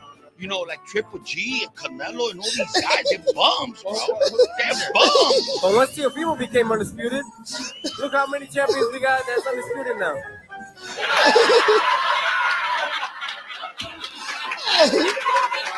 Hey, seeing in that scene boxing, he say Spence by decision overall consensus. I agree. Yeah, 49% says it's gonna be Spence gonna win by decision.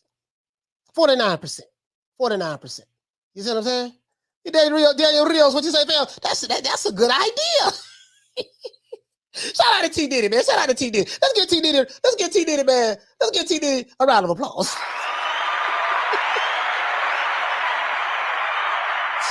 Let's get T Diddy a round of applause, man. You know, we're gonna do this for T Diddy. As a matter of fact, we're gonna dedicate this show to T Diddy. Shout out to T Diddy, man. Shout out to T Diddy. True. Hey, man, look here, man. Hey, look, listen to me. Y'all, man, listen, man. I'm kind of disappointed in y'all too, man. I'm really been kind of disappointed, man, because we know. Listen, man, listen. We have the church. You know what I mean? We got a fund. We got a church building fund coming up. And y'all been delinquent on the payments, man. Like we've been trying to I want to build a new studio. You see what I'm saying? I talked to the construction crew and the concrete people and stuff like that. And man, it just y'all been, man, god damn, dog. I'm seeing these other dudes, they go live, they're making $1,000, $1,500, $2,000 in just 2-3 hours of work. And I'm just saying. This is unacceptable. Shout out to D-Ray, man. Shout out to D-Ray. This is very unacceptable. You know what I mean? It's just unacceptable. You want to give all the money to our brother Blue, and you come over here, you want to be broke. That's unacceptable, man. I need some loyalty. I need some commitment. I need some dedication. I need y'all to stay focused on the goal. You see what I'm saying, y'all? I'm highly disappointed. Highly. Anyways, Thomas Jones, what you say, Phil? He say T Diddy is missed. Yeah, man. Oh, T Diddy, man. We gotta get T Diddy back. We gotta get T Diddy back, man. I think I can pull a couple of strings, man. I have to reach out to a couple of people that I know. I may gotta reach out to a couple of people that I know, dog, and see can we get T Diddy back on the saddle. See can we get T Diddy back on the saddle. Phone lines is open 530-494-9636. Anybody want to call in and hold on, make sure the phone. Yeah, anybody want to call in and just talk about how you see this fight happening, how you see the breakdown happening, and what do you see? I gave you guys my prediction. I told you guys exactly how it's going to happen. I kept it very simple. So anybody got any, you know what I mean? He said, Carter, what'd you say? He said, Coach, your boy Umar at it again. Hey, hold on. I'm glad you brought that up. I'm glad you brought up Umar Johnson. Hold on. Listen, my dog. Y'all know I'm a big supporter of Umar Johnson. I got to send him this cut. I think he got a Back to Africa program he got going on, right? He's a Pan-Africanist. Dr. Umar's a Pan-Africanist, and he needs some money for the school. And I'm trying to build a church building fund. And Umar told me to start a GoFundMe. He did tell me to go start a GoFundMe. You know what I mean? And but I ain't take his advice on it. Let's see. This right here, man. This right. Let's look at my dog. Umar, man. Look here, man. Let's look at my dog. I gotta show y'all this right quick. My dog Umar, man. Hold on. That's the 46-minute mark. I gotta make sure I don't miss this. Lord, I gotta make sure I don't miss this, boy. Yeah, listen, y'all know I'm a big supporter of Umar. Umar is kind of crazy. Now he is kind of crazy, but that's neither here nor there. That's neither here nor there. Like I said before, Umar Johnson. We started the Back to Africa movement. So anybody wanna go? Let me know. Just send me the bread and we'll make it happen. Shout out to Deborah Booker. Hey, We're dropping that half a bam dub on your boy. Hey, Leroy. Super chat received. Playtime's over, boy. Deborah say, I hope that helps with the building fund, Coach. Yeah, thank you so much. Thank you so much, Deb. Thank you so much. Thank you so much. Hey, you know what? Hold on. Phone lines is open. Caller, what's your name? Where you calling from? What's good, Coach? It's Dark Prince from Boston. Haven't hit you up in a minute. How you been? Been good, fam. Dark Prince from Boston. Talk to me, fam. Hey, man. We got a big fight this weekend, right? Yes, Spence sir. Ugas. Yes, sir. I mean, it seems the general consensus is that Spence is the favorite, and he should be. Right. If he's everything that we believe he's supposed to be, everything his team promotes him as, then he should get a nice, comfortable decision. But it's not going to be easy. We can't underrate who Ugas is. He's a qualified champion. He's going to put up a good test, but Spence should get this one. Yeah. He's going to get it. He's going to get it. That's not a doubt in my mind that he's going to get that money. He's going to get this fight. For sure. But Coach, I had to call in because for the longest time, you were the one cat saying that we would never, ever, ever see Spence versus Bud. Yes, I'm still saying that. I'm still saying that. I know you. I know you're gonna double down. Yeah. You're gonna fall. You're gonna double down on it. Yeah. But there's a great chance we're seeing it next. Spence is saying the right things. Espinosa's saying the right things. Great chance we're going to see it next. All right, well, I'll believe it when I see it. That's where I'm at. I'm not in the. All right, let me just leave you with. I feel you, Coach. One last thing. I had to check you on this one respectfully. What's that? No way Rolly beating Tank is a bigger upset than Buster Douglas beating Tyson, bro. No way. And just to highlight my point, someone brought up in the chat that it's Rolly's a 15-1 underdog, right? Mm-hmm. Buster Douglas was a 42-1 underdog. Yeah, that is true. That is true. That is true. You're right. Hey, man, you're right about that. But respectfully, though, Coach. No, you're 100% right about that. Buster Douglas was a huge underdog. You're right about that. But 42-1 to be specific. But I'm saying, like in today, you're right about that. There's no comparison. You 100% right. I was wrong about that. But I'm saying in today's respect. In today's time, based on what you know from a skill set standpoint, I'm saying from a footwork standpoint, punching from angles, ring IQ, just overall talent level. Right. When people think about Rolly Romero, they just think about that one punch. And when you look at him, if you ever seen him box, and I saw 2 of his fights, his footwork is terrible. Yeah, I've seen him. Yeah, he's trash. Yeah, I mean, no, there's no disputing he's trash. But you're right about that. You're right.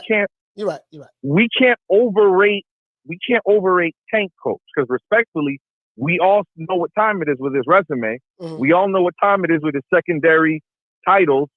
You know what I mean? He looks good, but we haven't seen him against the opponents that will allow us to know if he's great or not. Mm-hmm. You know what I mean? Okay. All right. Yeah. You're right about that, because we do want to see him fight the top guys. And you're kind of like me. You gauge a fighter based on the level of competition that they're fighting. That's how you know how good the fighter is. That's the only way you can tell. That's the only way you can really tell. You know what I mean? So you're right about that. Of course. I see where you're coming from. You're right about that. Hey, shout out to Dog Prince from Boston, man. Salute to you, my brother. Thank you for calling in. All right? Thank you, Coach. And thank you for correcting me on that. You're right about that. Have a good weekend, bro. Yes, sir. You too. Peace out. Yes, sir. Shout out to Dantes, man. Shout out to my brother right here in Tampa with me, man. Hey, for dropping that half a bam dub on your boy. Hey, Leroy. Super chat received. Playtime's over, boy. He said, "Coach, send me the address to the shop so I can stop by tomorrow." Okay, yeah, I'm gonna send it to your DM on Instagram. I'm gonna send it to your DM on Instagram, bro. I'll send it to you. As a matter of fact, I'm thinking when this live over with, I may shoot over there. Listen, hit me up. I gave you my phone number. Just send me a text. Send me a text on Dantes. I think I gave my number. Just send me a text, bro. And we need to meet up, man. Cause I went to the gym. I went to the gym right before the show started. So, went to the gym, came back, burned a couple, you know what I mean? And I went to the gym before the show started. So yeah, we need to link up, dog. We need to link up. If I had to come to you, I'll come over there to you, bro. I'll come over there to you. No problem. Dr. Paul, he says, Rockman fully understand. He like, yeah, he like, but yeah, man, yeah. Yeah, man. What we got here, man? Smith and West, what you say, fam? He says, I wish I was grown then. He said, if I saw Mike Tyson with Bobby Brown, I would have made that Buster Douglas bet immediately. Yeah, man, Tyson was up all night snorting coke with Bobby Brown, man.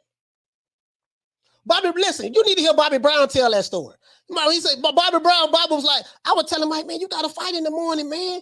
Like, man, you got to fight tomorrow. You got to get some rest. Bobby was like, oh, I ain't worried about that, man. I'm gonna knock this dude out. Man, Buster Douglas put them paws on Mike Tyson. Man, shit. Because listen, after that fight, they was going to make the Buster Douglas. They was going to make the Mike Tyson and Evander Holyfield fight. Mike Tyson and Evander Holyfield was supposed to fight in 1990. Caller, what's your name? Where you calling from?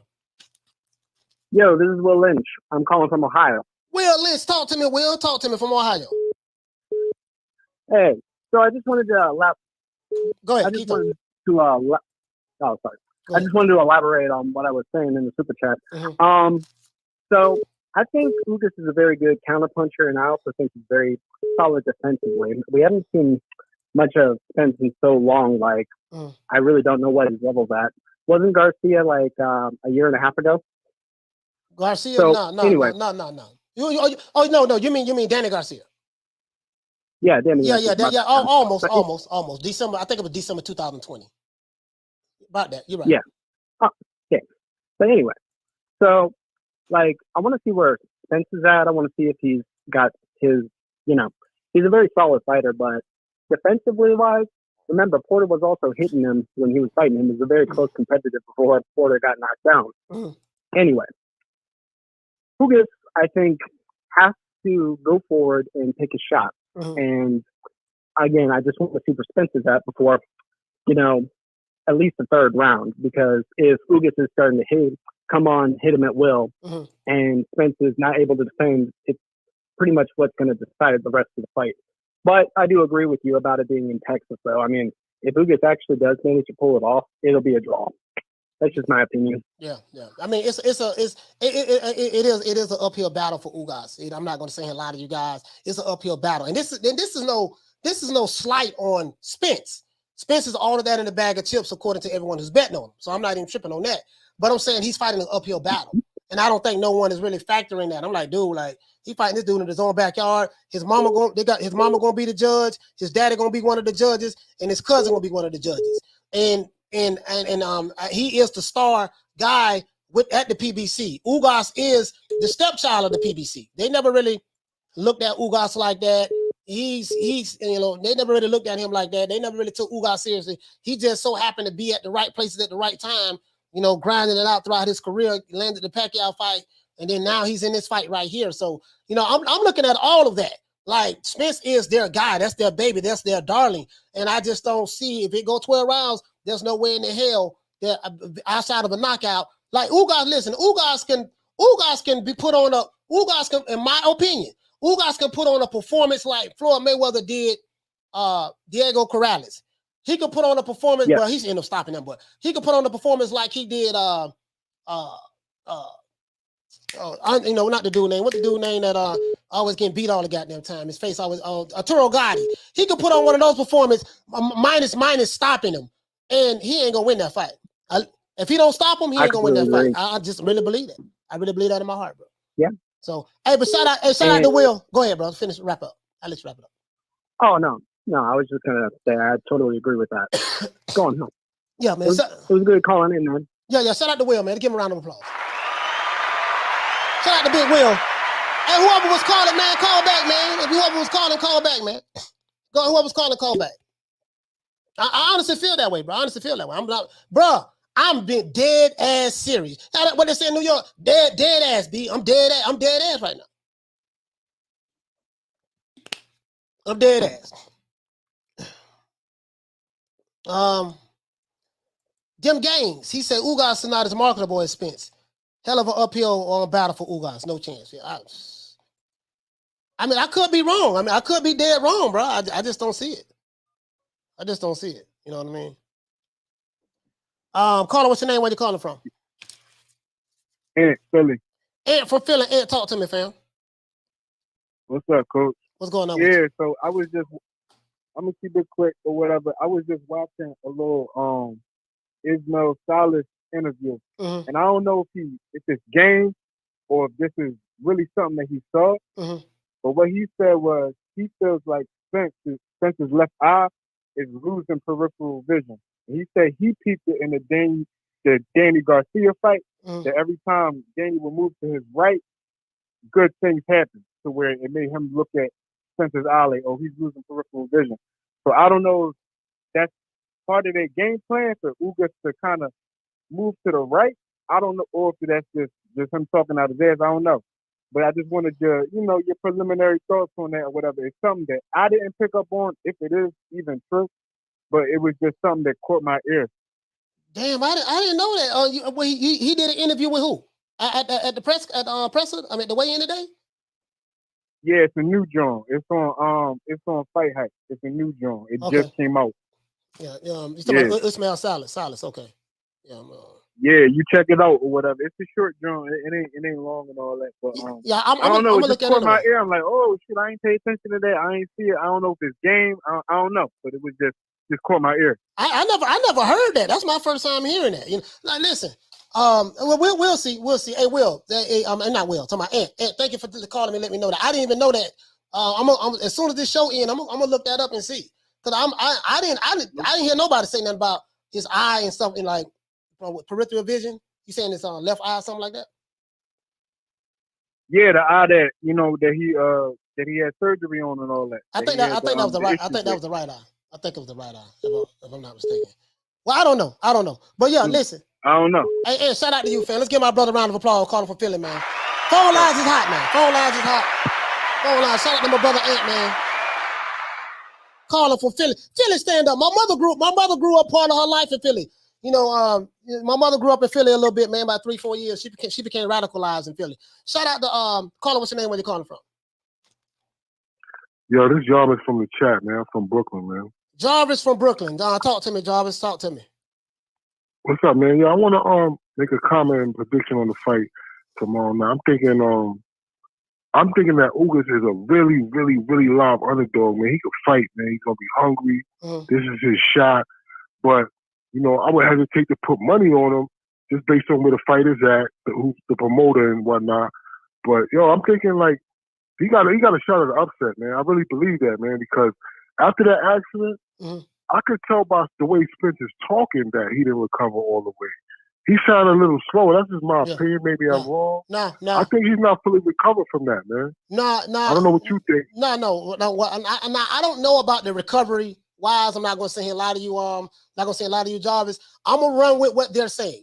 His supporters, YouTube channels and stuff, they're saying he's 100%. Spence is saying he's 100%. He's back. He's better than ever. So that's what I'm running with. Because let's say a miracle was to happen and Ugas was to win, I don't want them to use nobody to use that as an excuse. No excuses. No, he's 100%. He's the $6 million man. He's going to whitewash Ugas. He's a -600 favorite. You know what I mean? All of the experts, all of the pros, they say that he's going to whitewash Ugas. That's what we're going to run with. But to interject on what you're saying, bro, you might have a point. You might have a point. For real. You know, listen how you sound, Coach. When you say they're talking about he's his best ever. Yeah. How can that be, man? Yeah, how the fuck can that be, man? That don't even make no sense. Yeah. So you say you had a catastrophic accident, then you have 1 or 2 fights in between, and you had your best fucking ever? How that make sense? No, he hasn't even. That was a rest? Yeah, Go to the hospital, that was a rest for you? He hasn't even had 2. He haven't even had 2 fights. He only had 1. He fought after the accident. After the accident, he fought on Danny Garcia. And he hasn't had a fight since. So, come on, man, you're best ever. How the fuck? How you figure that? Well, they going by in sparring. They're saying in sparring he's been looking so good in sparring. You know what I mean? With the head, that's what they're going by. You're paying these motherfuckers, man. Sparring ain't a fight. A, you know that. And B, you don't know who's peaking. You don't know who's in shape. You don't know who's losing weight. You don't know what's going on with the sparring. You know what sparring is. I see niggas spar and get hit. Let niggas hit them, play around. Man, come on, man. But Coach, man, thanks for letting me on. I'm looking forward to the fight, man. Keep doing your thing, brother. Peace and love. Hey, shout out, man. Shout out to my brother Jarvis, man. Jarvis from Brooklyn, man. BK, stand up. I got a homeboy named Dennis from Brooklyn, man. Hey, let's see. I met Dennis back in 1987. I'm taking y'all back in the day. 87. I was 13 years old, right? Dennis put me up on all the game, man. All of the, back then the clothes. All of the latest fashions came through New York. Like New York got anything new came out from a clothes standpoint. New York had it before anybody in the country. So New York could get it. So Dennis used to go back and forth to New York. He'll come down. Yo, man, I got the brand new BKs, baby. Them brand new BKs coming out, B. Them brand new B. He used to always say B. Them brand new BKs coming out, B. I'm telling you, son. I'm telling you, you gotta go get that. We gotta go get those bucks. I didn't even know what bucks was. Bucks. We gotta go get those bucks. Those buffalinos. See, if you was born back in the day, you'll know what I'm talking about. This a back in the day store. But anyway, shout out to Brooklyn, man. My main man Dennis, man. And he can fight. and Dennis had them hands. You know what I mean? He had to put some paws on a couple of people. He had to put some paws on a couple of people, man, in school. He did that to get his respect. You know what I mean? He had to rough him up a little bit. He said, shout out to Seen and Unseen Boxing. He say live, but what is a deer before you shoot? What is a rhino before I take your horn? What did he say? He say, bet your house on it. Might be coming 2 hours over there. What y'all talking about? Y'all talking about that? Hey, Joker, what you say for him? Spence was weight trained, had dry mouth, and wasn't there mentally. Cognizant. Yeah. Cognizant. He said during the interviews, Spence didn't look confident and looked into Ugas' eyes look worried in front of Ugas. Now I did see the stare off. I saw when they were staring at each other, and then Spence turned, shortly after, and Ugas just sat there with Ugas was looking at Spence like, nigga, bro, like Ugas and Spence was face to face after the weigh-in. They stared at each other, and then Spence turned and looked and did like this or whatever the case may be. Ugas was still standing there staring like, just staring at him. He stared at him for like another 7-8 seconds, and then he turned real slow. Like Ugas had an attitude like, I think Ugas really taking this personal. Ugas probably like, man, look here, man. All these dudes supposed to be experts. They talking about I'm just here just to give the belt away, and I'm just gonna walk in here and it's gonna be easy work, and I'm top liver. Like, hey man. Yeah. I'm just saying, bro. Like, bro, the way Ugas, I never seen him look like that. I'm gonna be honest with you now. I know that Ugas is supposed to be chopped liver for Errol Spence. I know that this is supposed to be an easy victory for Errol Spence. We know that he's going to be up 2-3 rounds before he steps in the ring. I understand all of that. But Ugas had a look on his face like it was a death stare. Like, man, like, I don't know, bro, like somebody had kidnapped his mama, or if they told him, man, if you don't win this fight, we gonna do this to you, and your cousin ain't coming back. I noticed that, dog. I noticed that, bro. I'm like, man, I don't know, bro. I don't know. I'm just saying, I noticed that look, but that's all I'm saying. I ain't saying nothing else. I just noticed that look. Caller, what's your name? Where you calling from? It's D-Ray. Coach, you doing a great job, man. I hate interrupting your flow, bro. You was cooking out here. D-Ray, talk to me, fam. Talk to me. What you want to talk about? Hey, I noticed that look away, too. I wanted to say that. And Michael Parsons, the football player, was behind him, and he was looking from EJ to Ugas to EJ to Ugas. And before he could get back to EJ, he said, I'm going to go ahead and turn, but that ain't the fight. So, but we'll see what happened. But, both guys made weight and came in looking good. But now I want to ask you this, though, about the card. Cruz was 1.5 pounds overweight. Did he eventually make weight, or is he not going to make weight? For what somebody said in the chat, they said that he made weight. They said he made weight. He ended up making weight. But it was like it took him like 1.5 hours or something. They said he made weight. 1.5 hours, yeah, because they normally supposed to get an hour. Yeah. So, yeah, and I appreciate it, bro. But here's the one thing I wanted to say about the whole thing, though. Mm-hmm. Earl said I should have taken this. I should have started doing this earlier with the nutritionist and doing the training. And a lot of people that was just that pick Bud over him, pick Bud for that particular reason, is that he already invested in the nutritionist. You know what I mean? He was building the gym and staying in the gym and all that good stuff. So I think it's almost like validation with when people say I like them both, but Bud just seemed like he's more about the boxing. That's all they was really saying. Yeah. Now, I want to ask you one more question. I'm gonna go. I apologize though. But now, when he was talking about his eye yesterday, he said that it could have been from the crash, right? And at least that's the way I interpreted it. But Texas and Vegas, they have different medical tests that you have to pass. And so I just wanted to, like how a lot of people saying they're sparring, but I'm just saying it could have been, but it could not have been. But I appreciate you, man. I'm gonna let you get back to cooking. Salute to the chat fam. Everybody subscribe, like, and share, man. Let's have a good weekend of fights and stay safe. Peace. Yes, sir. Shout out to D-Ray, man. Shout out to D-Ray calling from Omaha, Nebraska. Shout out to D-Ray. Salute to the Queen Monica, man. Salute to Monica. For dropping that $2 damn super chat on your boy. Hey, Leroy. Shout out to Monica. Super chat received. Playtime's over, boy. Yeah, salute to you, Monica. Yeah, I noticed that. I did notice that in the stare down, but of course, staring don't mean nothing. He turned away first. That mean he gonna lose. That don't mean nothing. Or he was staring, he was looking dead serious. That mean he gonna lose or win. That don't mean anything. Because he was still staring. That means he's taking it too personal. He's too tense. So I don't look much into stare downs and stuff like that. Kind of like I couldn't really look much into But it's funny. It's funny though. It's funny though. Hold on. I'm gonna break this down for you.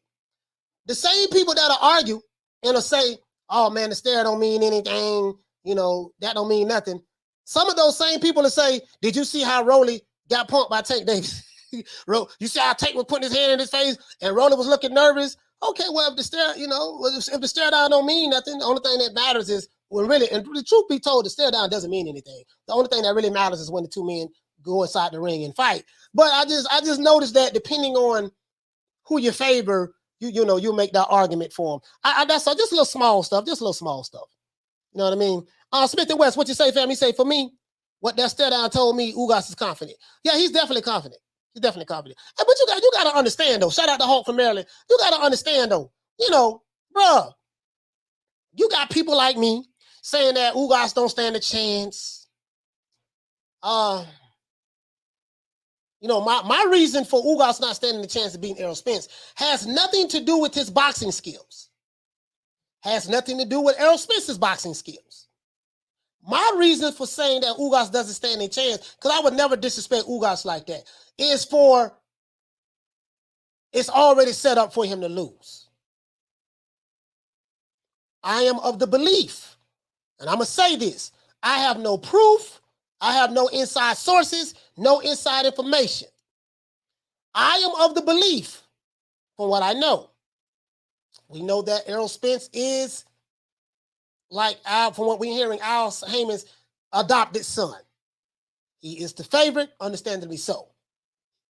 Just like any fighter that's fighting in their own backyard, he got the keys. They made a day after him and all of that stuff there. He's fighting in Dallas, Texas. He has Jerry Jones backing him, stuff like that. There's no way in the hell Ugas going to win this fight. I think it's going to go 12 rounds, and I think even if Ugas do outbox him, he's not going to win this fight. I honestly believe that on my heart. So that's where I'm at with it.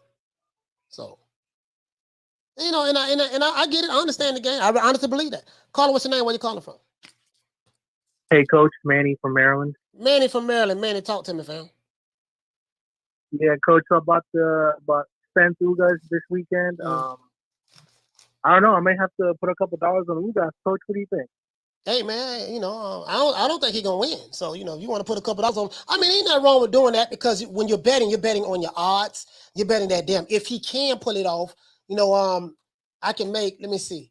I think Ugas is plus 450. No, he's plus 400. Yeah, the odds. He's plus 400. He's plus 400 as of now. So we'll see. We'll see what it's like. Which I'm worried about.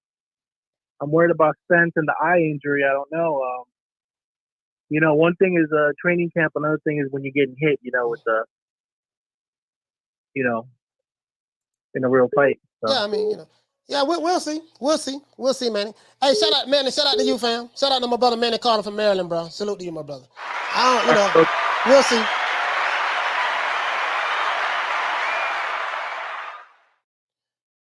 Caller, what's your name? Where you calling from? Hello, Coach. This is Herman calling from Chicago. Calling from the Shy. What your name is again, my brother? My name is Herman. Herman, talk to me, fam. What you want to talk about, brother? Hey, so I just got a comment and a quick question. So the thing is, I actually was rooting for Spence. I was actually, rooting for him, and I had, and I was, that's the guy who I thought was gonna win. But I don't know what it is. But these last couple of days of press conferences on the weigh-in, I just see something different in Ugas, and I just changed my mind and I put $100 on Ugas. So I'm going with the upset, bro. I don't know. There is something, I just feel more confident with Ugas. From what I'm seeing from the weigh-in, from the conferences, Ugas just appears to be more confident, like he has nothing to lose. And Errol Spence seems I don't know, like he looks weight drained for some reason to me. I don't know if this is obviously accurate. I'm just giving my opinion. He just looks different to me that I've seen him before. So I got my money on Ugas, and my question to you is this: if Ugas wins, he will have just defeated Errol Spence, arguably probably the best at 147, and he just came from defeating Manny Pacquiao. My question is will this consider him into the top pound for pound list? And what does this mean for him going on if he pulls the upset? Because we've just been talking a lot about, Errol Spence is going to beat him, and, we're trying to see if we could get the unification. But we're not talking about what happens if Ugas wins. So that's my question for you, Coach. All right, so to answer your first question about what was the first question? I forgot what it was again. I was just going to answer it. Well, my thing is what does this mean? Is he in the pound for pound list? And then what's next for Ugas? What's next for Ugas? Okay, I got it. I'm gonna answer it right now. Shout out to Odomon from Chicago. Now, it would not put if Ugas can win, it would not put him on the pound for pound list because Ugas is really not favored amongst the boxing circles. Like in the sport of boxing, Ugas is like the stepchild that don't nobody really like. Just being honest with you, this pound for pound is all about popularity, who they like. You know what I mean? So they don't really like Ugas like that. So Ugas would not be, in my opinion, he would not be put in the pound for pound boxing circles. If Ugas can win, they'll look at this as it was a fluke. Errol Spence wasn't the same after the car accident. His eye was this and that. If Ugas can win, the very same people who are saying that Errol Spence is good, he's a beast, he's going to dog walk Ugas, he's going to stop him. Those very same people, if Ugas pulls off the upset, they're going to turn around and use all of those excuses for why Spence didn't win. Mark my words. I know these guys very well. If they did not have a double standard, they would not have a standard at all. So that'll answer your question. They would not be looked upon as pound for pound because he's not the media darling in the sport of boxing. Now, two, I think you asked about where does he go from here from a future standpoint. I don't know. He'll go wherever Al Heyman tell him to go. What does this mean for his career? It'll look good for his career, but it just, whatever Al Heyman and them decide to do, we'll see. Shout out to Will. Hey, okay. For dropping that half a bam dub on your boy. Hey, Leroy. Super chat received. Playtime's over, boy. He said, has anyone actually watched the fight in Texas? He said, that's all I would say as a degenerate boxing fan.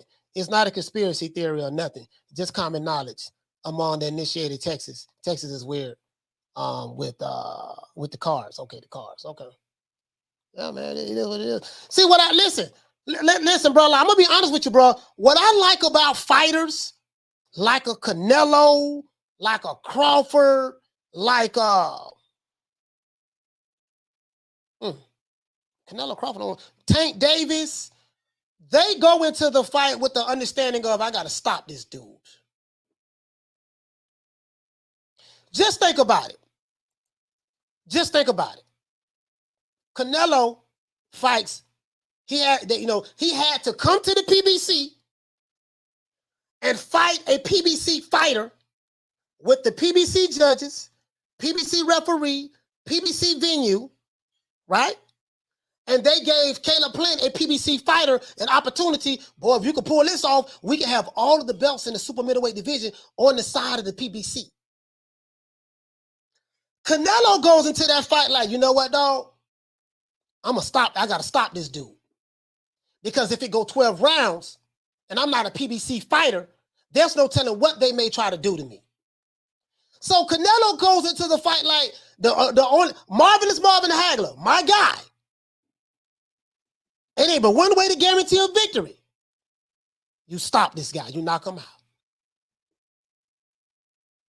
We ain't got to worry about no call out. We ain't got to worry about no judges. We ain't got to worry about no, oh, man, he fought in the man's state and this and that, his city. We ain't got to worry about none of that. You stop him, that kill all of that. But you got to have the power to do that. And I just don't feel that Ugas will be able to pull that off. I just don't. I could be 1,000% wrong. I would be the first one to come back on here Sunday and be like, hey, man, you know what, man? I was dead ass wrong, boy. Ugas pulled it off, boy. Ugas had more dog in him than I thought he did. But, again, as I said before, he got keys to the city. They made the name the day after him, Errol Spence Day, from the mayor. And, Jerry Jones is backing him. Al Heyman, he is the darling of the PBC.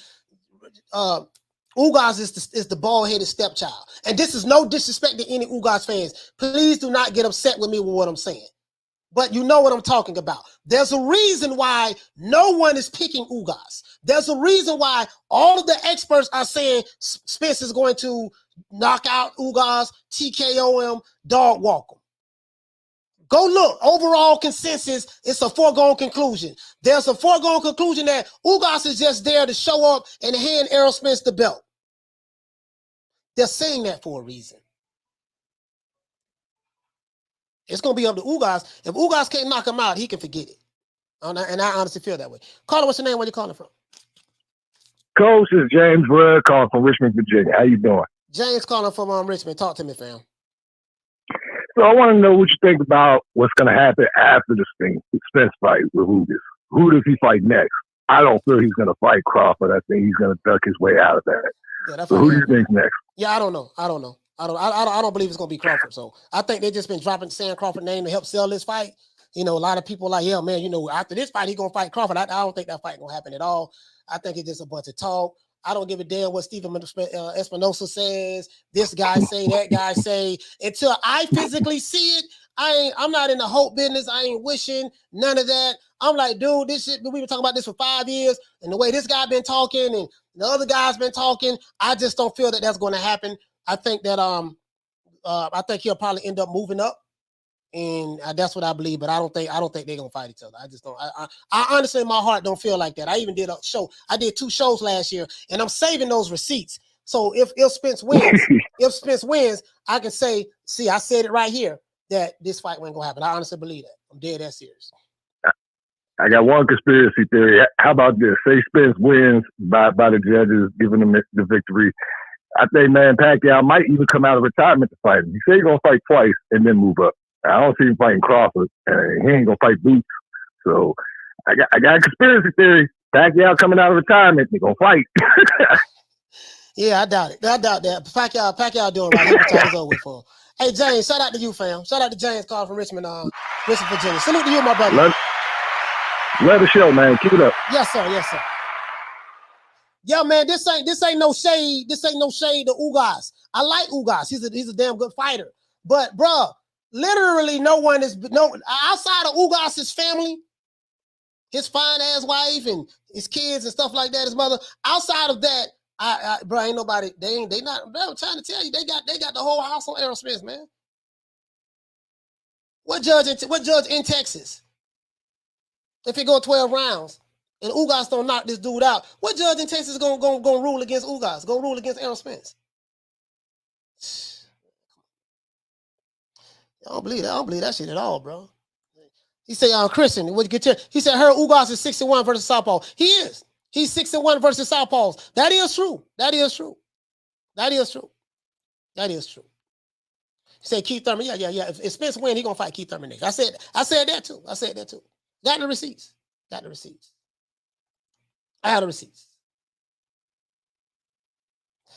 Yeah, man. I just, it is what it is, bro. But anyways, let's oh man. What did he say? Douglas Duran. He say Pac-Man not afraid of no smoke. Yeah, Pac-Man 100 years old though. Pac-Man ain't got nothing. He ain't got no business fighting no more, to be honest with you, my brother. See what I'm saying? You know, he really shouldn't be fighting no more. Here we go right here. He go my brother. He go my brother right here, man. You know, Big Papa. Hey, man, listen, man. Listen, bro. I gotta call it the way I see it, bro. I could be wrong. I have been wrong before, but I just don't see it, bro. I don't see it, bro. Bro, that's like trying to beat Oscar De La Hoya in the early 90s, trying to beat Oscar De La Hoya in Vegas. It's like trying to beat Julio Cesar Chavez in Vegas back in the day. So there's a couple of fighters you just weren't gonna whoop. But anyway, shout out to Rockman for dropping that $2 super chat on your board. Hey, Leroy. Super chat received. Playtime's over, boy. He said, bald-headed stepchild, Will Smith is watching. Yeah, man, it is what it is, man. It is what it is, bro. I just don't. Listen, man, I gotta call it. I gotta call it the way I see it. As KQKC would say, he said he called balls and strikes, like in bowling. That's just the way I'm seeing it, bro. That's just the way I'm seeing it. You know what I mean? I ain't, man. No people ain't thinking about no damn Crawford. People ain't thinking about no damn Crawford, bro. They're gonna move on. They're gonna move on. He says, Errol not helping Thurman put any money in his pocket. He's not fighting Thurman. Errol Spence does not call his own shots. Errol Spence do what the hell he's told. Errol Spence does what Al Heyman tells him to do. If Al Heyman say, look, this who you gonna fight, that's who they fight. That's how it works in the PBC. There's nobody their own boss. So I get what you're saying, Devon. I get what you're saying, my brother. But if Al Heyman tell him, look here, baby boy, this gonna be another in-house fight. You gonna fight Keith Thurman next? Guess what? This is how much you gonna get paid. Guess what they gonna do? They gonna do like they've been doing what Al Heyman say. I.e. call Al. That's what's gonna happen. I honestly believe that, brother. I honestly believe that, fam. Shout out to Will. Hey, okay. For dropping that quarter of a bam dub on your boy. Hey, Leroy. Super chat received. Playtime's over, boy. He said, remember Jamel Charlo versus Castaño, anybody? Who scored the fight they draw? I still don't see it. I don't know who scored the fight. I don't know who scored that fight a draw. If Jamel Charlo got a draw in his own backyard in Houston, I think they fought in Houston. That means that they felt like that Castaño really won, but they couldn't take it away from Jamel Charlo because he was the A side and the favorite, so they just made it a draw so they can run it back. That's what that tell me. That tell me that they really felt like, dang man, Castaño really won this fight. You fighting a hometown kid in his own backyard. We gotta at least try to. We gotta, because it's two PBC fighters, but we gotta, you get what I'm saying? That's how I look at that. That's how I look at that. That's how I look at that. But anyways, let's see how good brother. Talk to him, Umar. Talk to him, Umar. Let me just go right from the start. Stop telling men. Hey, so this when the last time. Hey, this for the sisters out there now. For all the sisters, as a matter of fact, let's do this. This for the sisters out there. All the sisters out there. If you're looking for some advice from Dr. Umar. Looking for some kind of dating advice from Dr. Umar. This is for the sisters. Talk to him, brothers. You had sex. Stop doing it. Too many women are leading in new relationships by volunteering a piece of information that most men don't ask and many men don't care. And that is, when was the last time you were intimate with another man? That's your business. Talk to him, That's your business. Why are you volunteering it? Stop telling men I ain't been with nobody in a year. I ain't been with nobody in 2 years. Talk to him, I ain't been with nobody in 3 years. How you ain't been with nobody in 3 years and you got a 1-year-old and a 2-year-old? How you ain't been with nobody in 3 years and you got a 1-year-old and a 2-year-old? Stop volunteering information about the last time you was intimate.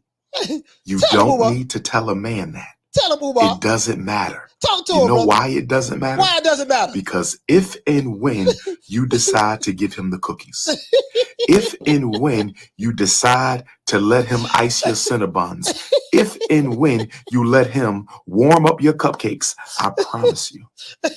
Talk to him, Umar. Once he goes in that cookie jar, he's going to be able to tell when the last time that cookie jar was open. You don't need to volunteer that. You don't need to volunteer that. You don't need to volunteer that. And if you 40 or older, my beautiful African sisters, if you 40 and older, your walls are not as strong as the 30 and under year old women's walls. So you don't need to be out here lying, telling men you ain't been with nobody in 5 years. And you running around with a loosey-goosey. He's going to know if you got that loosey-goosey. And if you telling a man you ain't been with nobody in 5 years and you give him a cookie and it ain't no cookies left, them Cinnabons is stale, them cupcakes is hard, he's going to know. Talk to him, Umar. Hey, Umar. Just a little relationship advice for the ladies. You heard what Dr. Umar said. You know what I mean? If he reaches his hand inside the cookie jar, you know what I mean? And he noticed that the cookies is kind of stale. Bro, I couldn't believe he said that. I was like, I couldn't believe Omar said that. Dr. Umar, man, my brother, man. Umar's giving a relationship advice. And ladies and gentlemen, he's offering his services for $75 an hour. So anyone who feels the need to get in contact with the Prince of Pan-Africanism, get in contact with Dr. Umar, and he'll work it out for you. He'll work it out for you. Phone lines, as a matter of fact, let's put the phone lines back on here. Let's put the phone line. Hey, he'll work it out for you. Let's put the phone lines back on. Phone lines is open. 530-494-9636. 530-494-9636. You know what I mean? Just to let you know. Just to let you know. You know, we go. That's what he said. The cookies are stale. If you let somebody ice your cinnamon, you know, that's all I'm saying. Dr. Umar, you know, y'all know. I rouse Umar. Umar crazy. Umar crazy. Umar funny the bug now. He is funny. Now. He hilarious. To me, he's hilarious. I'm not gonna lie. Oh man. I know some of the sisters might be upset, but you know, Dr. Umar, you know, Dog Prince, what you say? He said Umar told no lies. You know, okay, all right. PGH, Big Dog, what you say, fam? He say, tell him, Doc. I didn't see it. What the hell? Oh man, hey, call back. Call back. Call back. Yeah, man. Yeah, Dr. Oom, you heard what the good doctor said. I didn't say it, the good doctor said. I don't want nobody attacking me. The good doctor, that's what the good doctor said. I'm not a doctor. So, you know, he say, TJ, what you say, family? Say, Coach, imagine if I'll tell Spence to fight that boy, AB next. I know you're going to throw a party. Hey, boy, him and AB, man, I'm riding with AB, man. I know AB going to lose, but I'm still riding with him because I just like AB so much. He say, now that's a real comeback. Yeah, I pick AB just out of sentimental favor. We know he ain't gonna lose, but we gonna pick AB. Shout out to Ride on the Storm. Hey, okay. For dropping that $2. Bam, super chat on your boy. Hey, Leroy. Super chat received. Playtime's over, boy. I mean, say Dr. Umar with that smooth talk. Yeah, man, Dr. Umar, man. Deborah Booker said does he really charge $75 an hour, Coach? Yes, he does. $75 an hour. He says it in the video. $75 an hour is what he charged.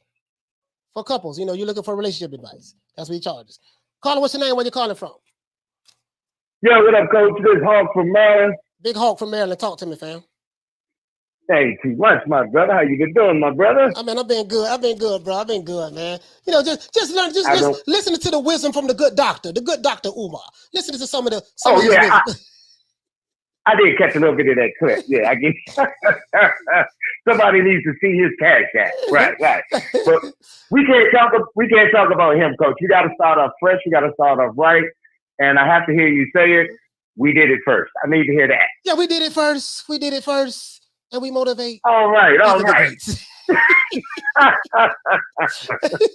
Hey, look. I got Spence by knockout, and I'm going to tell you why. First of all, he's just an overall better boxer. Ugas just straight past Manny Pacquiao. He's straight past Manny Pacquiao. That wasn't impressive. But anyway, I'm going to tell you why I got Errol. Because Errol Spence went to the same doctor as my boy Steve Austin. You know, I'm an old head, so you got to think back. Steve Austin is the Bionic Man. Bionic Man, yeah. You know the Bionic Man? Yeah. Steve Austin. So Earl went to that same doctor. So that eye, nobody need to worry about that eye. That's the Bionic eye now. Yeah. That eye is stronger than the other one. Remember Steve Austin? Yeah, I remember. Better, faster, and stronger. What's his name? Was Steven? His name was Weavers. I forgot his last name. I think his name was Weavers. Yeah. I can't remember that. But anyway, Earl got the Bionic eye. I got Earl by knockout, Coach. Great show, brother. All right. Shout out to Hawk from Maryland. Hawk got Errol Spence by knockout. Are you predicting a round or? 8 rounds. 7-8 rounds. Okay, 7-8 round knockout. Shout out to Hawk, man. Yes. Shout out to Hawk. Hawk said he got Errol Spence winning by 7-8 round knockout. The Crescent City say, Ugas. Hey, West Side, he say, man, come on, man, KO. He say, no KO since 2019, it ain't happening. No. If you're talking about Spence, he hasn't had a KO since 2018. That was Ocampo.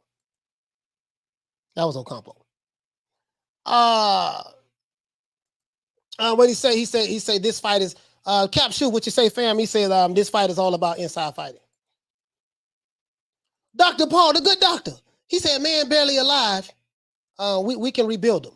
Yeah, Steve Austin, the Bionic Man. But hey, that was my show. Now I think it was Jim. What was his name? Jim Weavers. I think his name was Jim Weavers or something like that.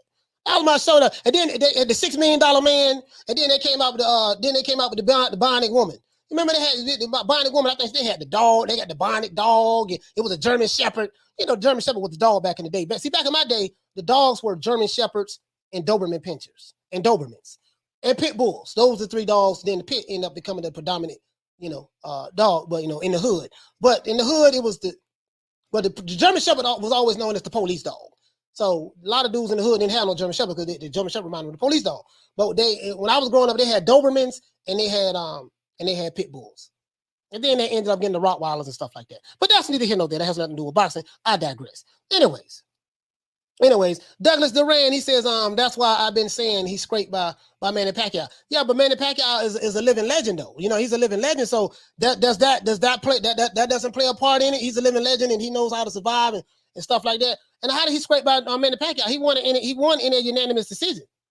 So he unanimously beat Manny Pacquiao. So I don't know. But hey, man, listen, man. I already know. I already know. It is what it is. I already know, man. Hey, man, look here, man. Listen, but y'all keep talking about my dog. Y'all keep talking about my dog, AB, man. Y'all keep talking about my dog, AB. AB, man, let them know what time. The Can Man will be back in July.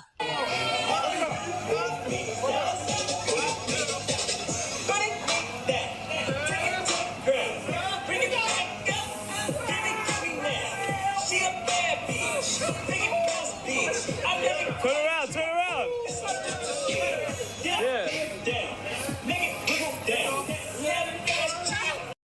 Yeah, man, the Can Man will be back in July, man. The Can Man will be back in July. I don't know who he's fighting. You know what I mean? But when the Can Man come back to the scene, man, I know everybody gonna be happy, man. AB, man. God damn, ever since that Marcos McDonough fight, dog, he ain't been the same, dog. Like, man, Marcos McDonough beat the brakes off of AB, man. God damn, he ain't have to do him like that. And then they followed it up by him fighting Sean Porter. And Sean Porter fight like a bulldog, so he came with that bulldog roughhouse style. That roughed him up. And I just think those two fights right there just took his confidence. I honestly feel that way, dog. I feel like those two fights right there just took his confidence. Those two fights, I honestly feel that way, bro. I feel like those two fights right there just took his confidence, man. And at this point, man, I just want to see AB just fight anybody. I just want to see the press conference more so than anything. I just want to see the press conference, man. But it just hurt me, man. It just hurt me. Shout out to the Queen of Green Eyes P. He said McDonough took AB's spirit. Yeah, he took his spirit, man. Took his spirit. You know what, man? Whoever did the matchmaking on that, bro, they did a terrible job. Dark Prince says that Ugas is cool, but I want to see Spence so we can see the Bud fight next. Yeah, keep hope alive, brother. Keep hope alive. I'm glad you're optimistic. Keep hope alive, brother. He said, Coach, he said put the other one funny video on where they're all dancing. Oh, you talking about the kids? Yeah. you talking about the Devin Haney fans. Listen, I got this video I'm gonna drop. I think I'm gonna drop it tomorrow. Al from Oakland, Al from Oaktown, the town. He said, man, we already got it in the bag, coach. Coach, we already know we're gonna go beat that boy Camboso. They said they already know they're gonna beat Camboso. The Devin Haney fans already celebrating. And for what I'm seeing, the Errol Spence fans, especially the Errol Spence YouTube channels, Errol sexual channels, they already celebrating. It's a foregone conclusion that Errol gonna win, and I do kind of believe them too.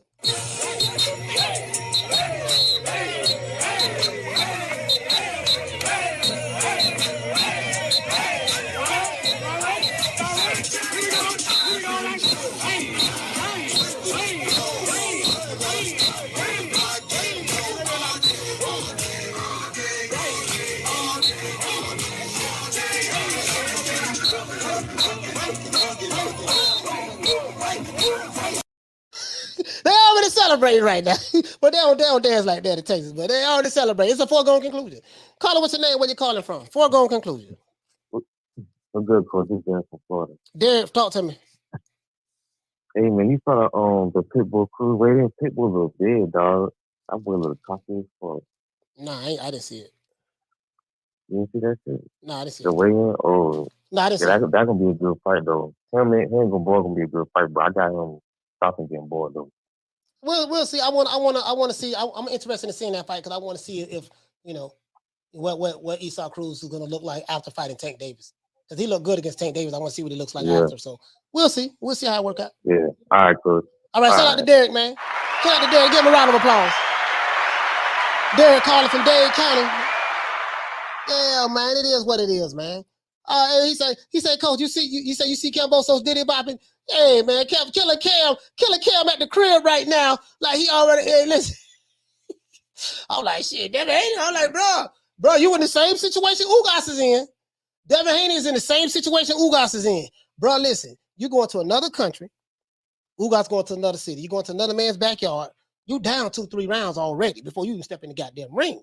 And you're saying that you're going to beat him, win those belts, and come back. Shit, but all jokes aside, Cambosos can fight though. Like I was looking at, like, he had some fights where he struggled. Some fights I thought he might have lost, but he got the benefit of the doubt on the cards and stuff like that. But that's neither here nor there. That dude, listen, man, that dude can fight, bro. That dude can fight. Cambosos can fight. That motherfucker, hey, listen, bro. He can fight, bro. He can fight. I'm telling you, he can fight. But it is what it is, man. Rolling with the punches. What you say, fam? He said, "Hey, I love the chemistry." That was dumb. But hey, listen, bro. Listen, bro. That's what they're doing in Oakland right now. In Oaktown, the town. You see what I'm saying? The town. That's what they listen. I love fans who they say it with their chest too. They so overconfident. They know they gonna win. Look, we gonna win this fight, man. We gonna put these paws on Puto. We gonna put these paws on this boy, man. Let him know, man, what time it is, man. Hey, look here. I'm gonna let you know what the TI is, baby boy. We finna put these paws on you. Call him a name where you're calling from. Hey, yo, Coach, it's Al from Oaktown. Al from the town. I was just talking about you, man. Yeah, I heard you calling my name, man. So I had to Al from Oaktown. Yeah, man. I would let the people know, man. You already celebrating, man. You and Blast 365. Yo, because come on, Coach. You're not gonna act like that performance versus Teofimo was like some A1 performance, like he went and knocked out Manny Pacquiao or something, or he didn't. You know what I mean? Yeah, man. Yeah, I'm not. He went in there looking like Ryan Garcia, no jab. He had no footwork. He was throwing one punch at a time. So Cambosos, I'm not super impressed with that victory. I'm not convinced. Come on, Devin Haney, he's gonna beat the brakes off that boy. We already got those belts. Let him know that. You can tell everybody that. Don't at me. But I gotta hold you accountable for one thing, Coach. But you've been talking about how we celebrate him. But you ain't never mentioned how the Shakur Stevenson fans they acting like they done already won that fight versus Oscar Valdez. They're dancing there like, oh, we already beat that boy. Errol Spence fans, they saying the same shit. It's like, we got already lost, man. Hey, you know what? No, you know what though? All jokes aside, the Errol Spence fans are really, really. I'm joking with the Devin Haney fans, but the Errol Spence fans, bro, they really like shit. They sipping lean. They in Texas sipping lean right now. You know that what they do? They sipping lean right now. They sipping lean right now. You know what I mean? Listen to a DJ Screw tape right now. They doing that right now. They automatically know. What time it is. Right. Yeah, for real. Yeah, they got all the football players, all the basketball players out there. They're like, man down. Hey, he going down tomorrow. Yeah. Man, I don't think they know how tough Ugas is, man. If Spence wins, I'm not surprised.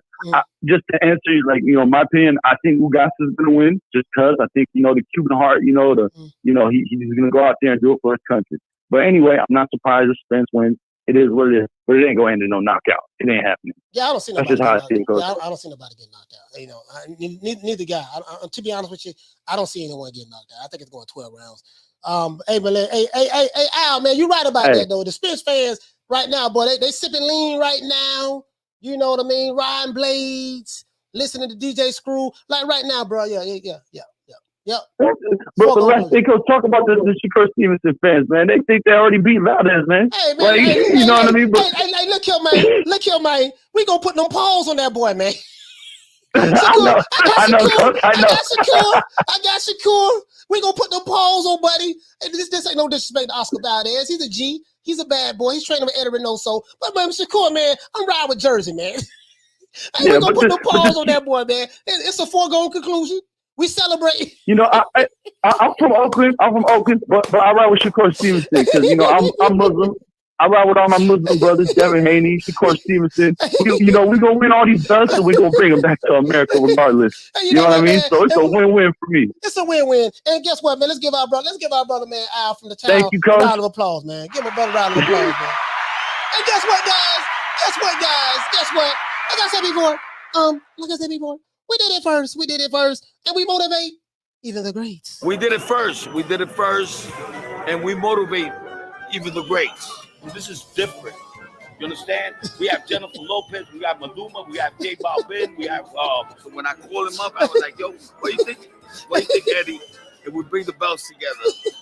And Eddie said, "That shit is a good idea." That's a good idea. That's a good idea. You know, Devin goes to Australia, beat that boy, bring the belts back, become undisputed. Shakur Stevenson beat Oscar Valdez, become unified super featherweight champion. Yeah, you know, what we're gonna do? We're gonna come together and we're gonna take pictures. Hey, you know what? Oscar Valdez fans sitting there looking like, damn, you know what? SA, they got this all figured out already, huh? They just automatically know they're gonna beat us. Oscar Valdez working on this check. Oscar Valdez got a monster left hook now. He working on that left hook right now. Listen, Canelo showing him how to throw that bolo punch. He said, look, listen, throw that bolo punch like this and say he gonna be wide open for that. He's showing him how to throw that bolo punch right now. Oscar Valdez thought they hot. Yeah, you know, they celebrating. They talking about what they gonna do. Killer Cam is in Australia right now. He 38 hot. He like, oh, they just think they just gonna come over here and just take my belts. And then Oscar Valdez, man, listen, Shakur Stevenson and Devin Haney on the phone right now. They're on the phone right now. Here they go right here. Yeah, yeah, what's going on? Yeah, what's up, baby boy? Yeah, Shakur, what's going on with your baby man, Dev? I'm just sitting there chilling, man, shang-a-lang. What you got going on? Oh, man, I'm looking at this new house I'm finna get ready to buy, man. Once I beat Cambosos. Oh, yeah, what you doing? Yeah, I'm looking at this new watch I'm finna get ready to buy after I beat Oscar Valdez. For real, yeah. Hey, you know what, man? I got an idea. What's that? Man, why don't we, you know, when you become undisputed, when you beat Shakur, you know, when you beat Killer Cam, you go down to Australia, beat him, and then when I beat Oscar Valdez, you know, I know you'll be undisputed. I ain't undisputed yet, but why don't we just come together, you know what I mean, being two young brothers, come together and just take a picture, you know, with the belts. You know what? That's a good idea. They're on the phone right now. They're on the phone right now. I'm telling you, bro, they're on the phone right now, bro. Like, it's a foregone conclusion. It is what it is, man. It is what it is. It is what it is, man. He said, what you know about Screw, Coach? In the morning. Man, I'm 48 years old, man. I'm 48, baby. I'm 48. I'm 48 years old, man. You know what I mean? So, you know. Yeah, man. He said Screw was beloved far up north from Michigan, yeah. Yeah, I'm 48, man. Shit, you know what I mean? It is what it is, baby. You know, I think in Florida, we listen to Jam Pony. Like our DJs was Jam Pony out of Fort Lauderdale. You had Jam Pony, you had the Vicious Funk DJs. I think they was out of Dade County. Luke had his DJ crew. Damn, I forgot what it was called. The Jam Pony was the ones who, like, y'all call y'all music chopped and screwed. In Florida, we used to call them slow me down tapes. Like Jam Pony used to sell them tapes that where the music was slowed down. Like they was doing that like in 88, 87, 88, 89, around that time. You know what I mean? We was doing that there in Florida around that time. Anybody from Florida knows exactly what I'm talking about. Anybody from Florida knows exactly what I'm talking about. Yeah, man, you know, man, you know. So, hey, Westside, what to say, family? Say Spence look dry as hell at the weigh-in. Roberto, what you say, family? Say 48 years strong, brother. Yes, sir, 48 years strong. 48 years strong.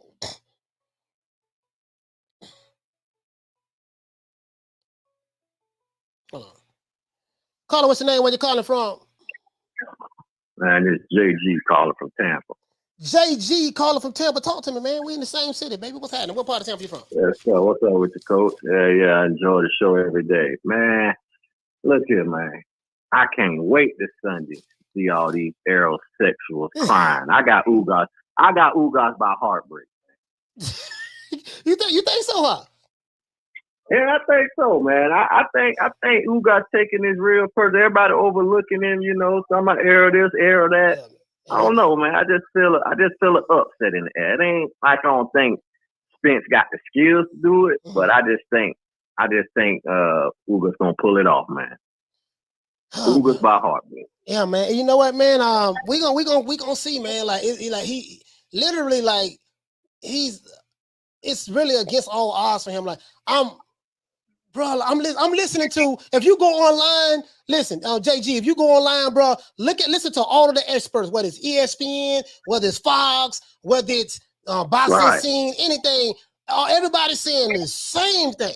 And I'm like, damn, bro, exactly, they Ugas is look, dog, you just feel like they're writing them off, but yeah, we gonna see. It's gonna be a good one, and I can't wait. Yeah, sure. Hey man, shout out to you, man. Be safe out there, my brother, man. When I leave here, man, you know where Cleve's barbershop at? I don't even know. That over there near like Grant Park area down there, 50th. Yeah, on 50. Yep. You're right. That's where it's at, man. Okay. Yeah, man. You gonna always catch me over there, man. We be in you know, I'm gotta shoot by there. They be in there playing dominoes sometimes. And, you know, we be playing, man. So, man, you know, just be safe out there, brother, man. Thank you so much for calling in. Okay. Yes, sir. Appreciate it. Yes, sir. Shout out to JG from Tampa, man. The Bay called in, baby. We represent. Tampa over everything. Miami over everything. Orlando over everything. Gainesville, Jacksonville, Lauderdale. Listen, man, Florida over everybody. We represent. As a matter of fact, let's celebrate. Let's do the celebration for Florida right now, man, before we wrap it up.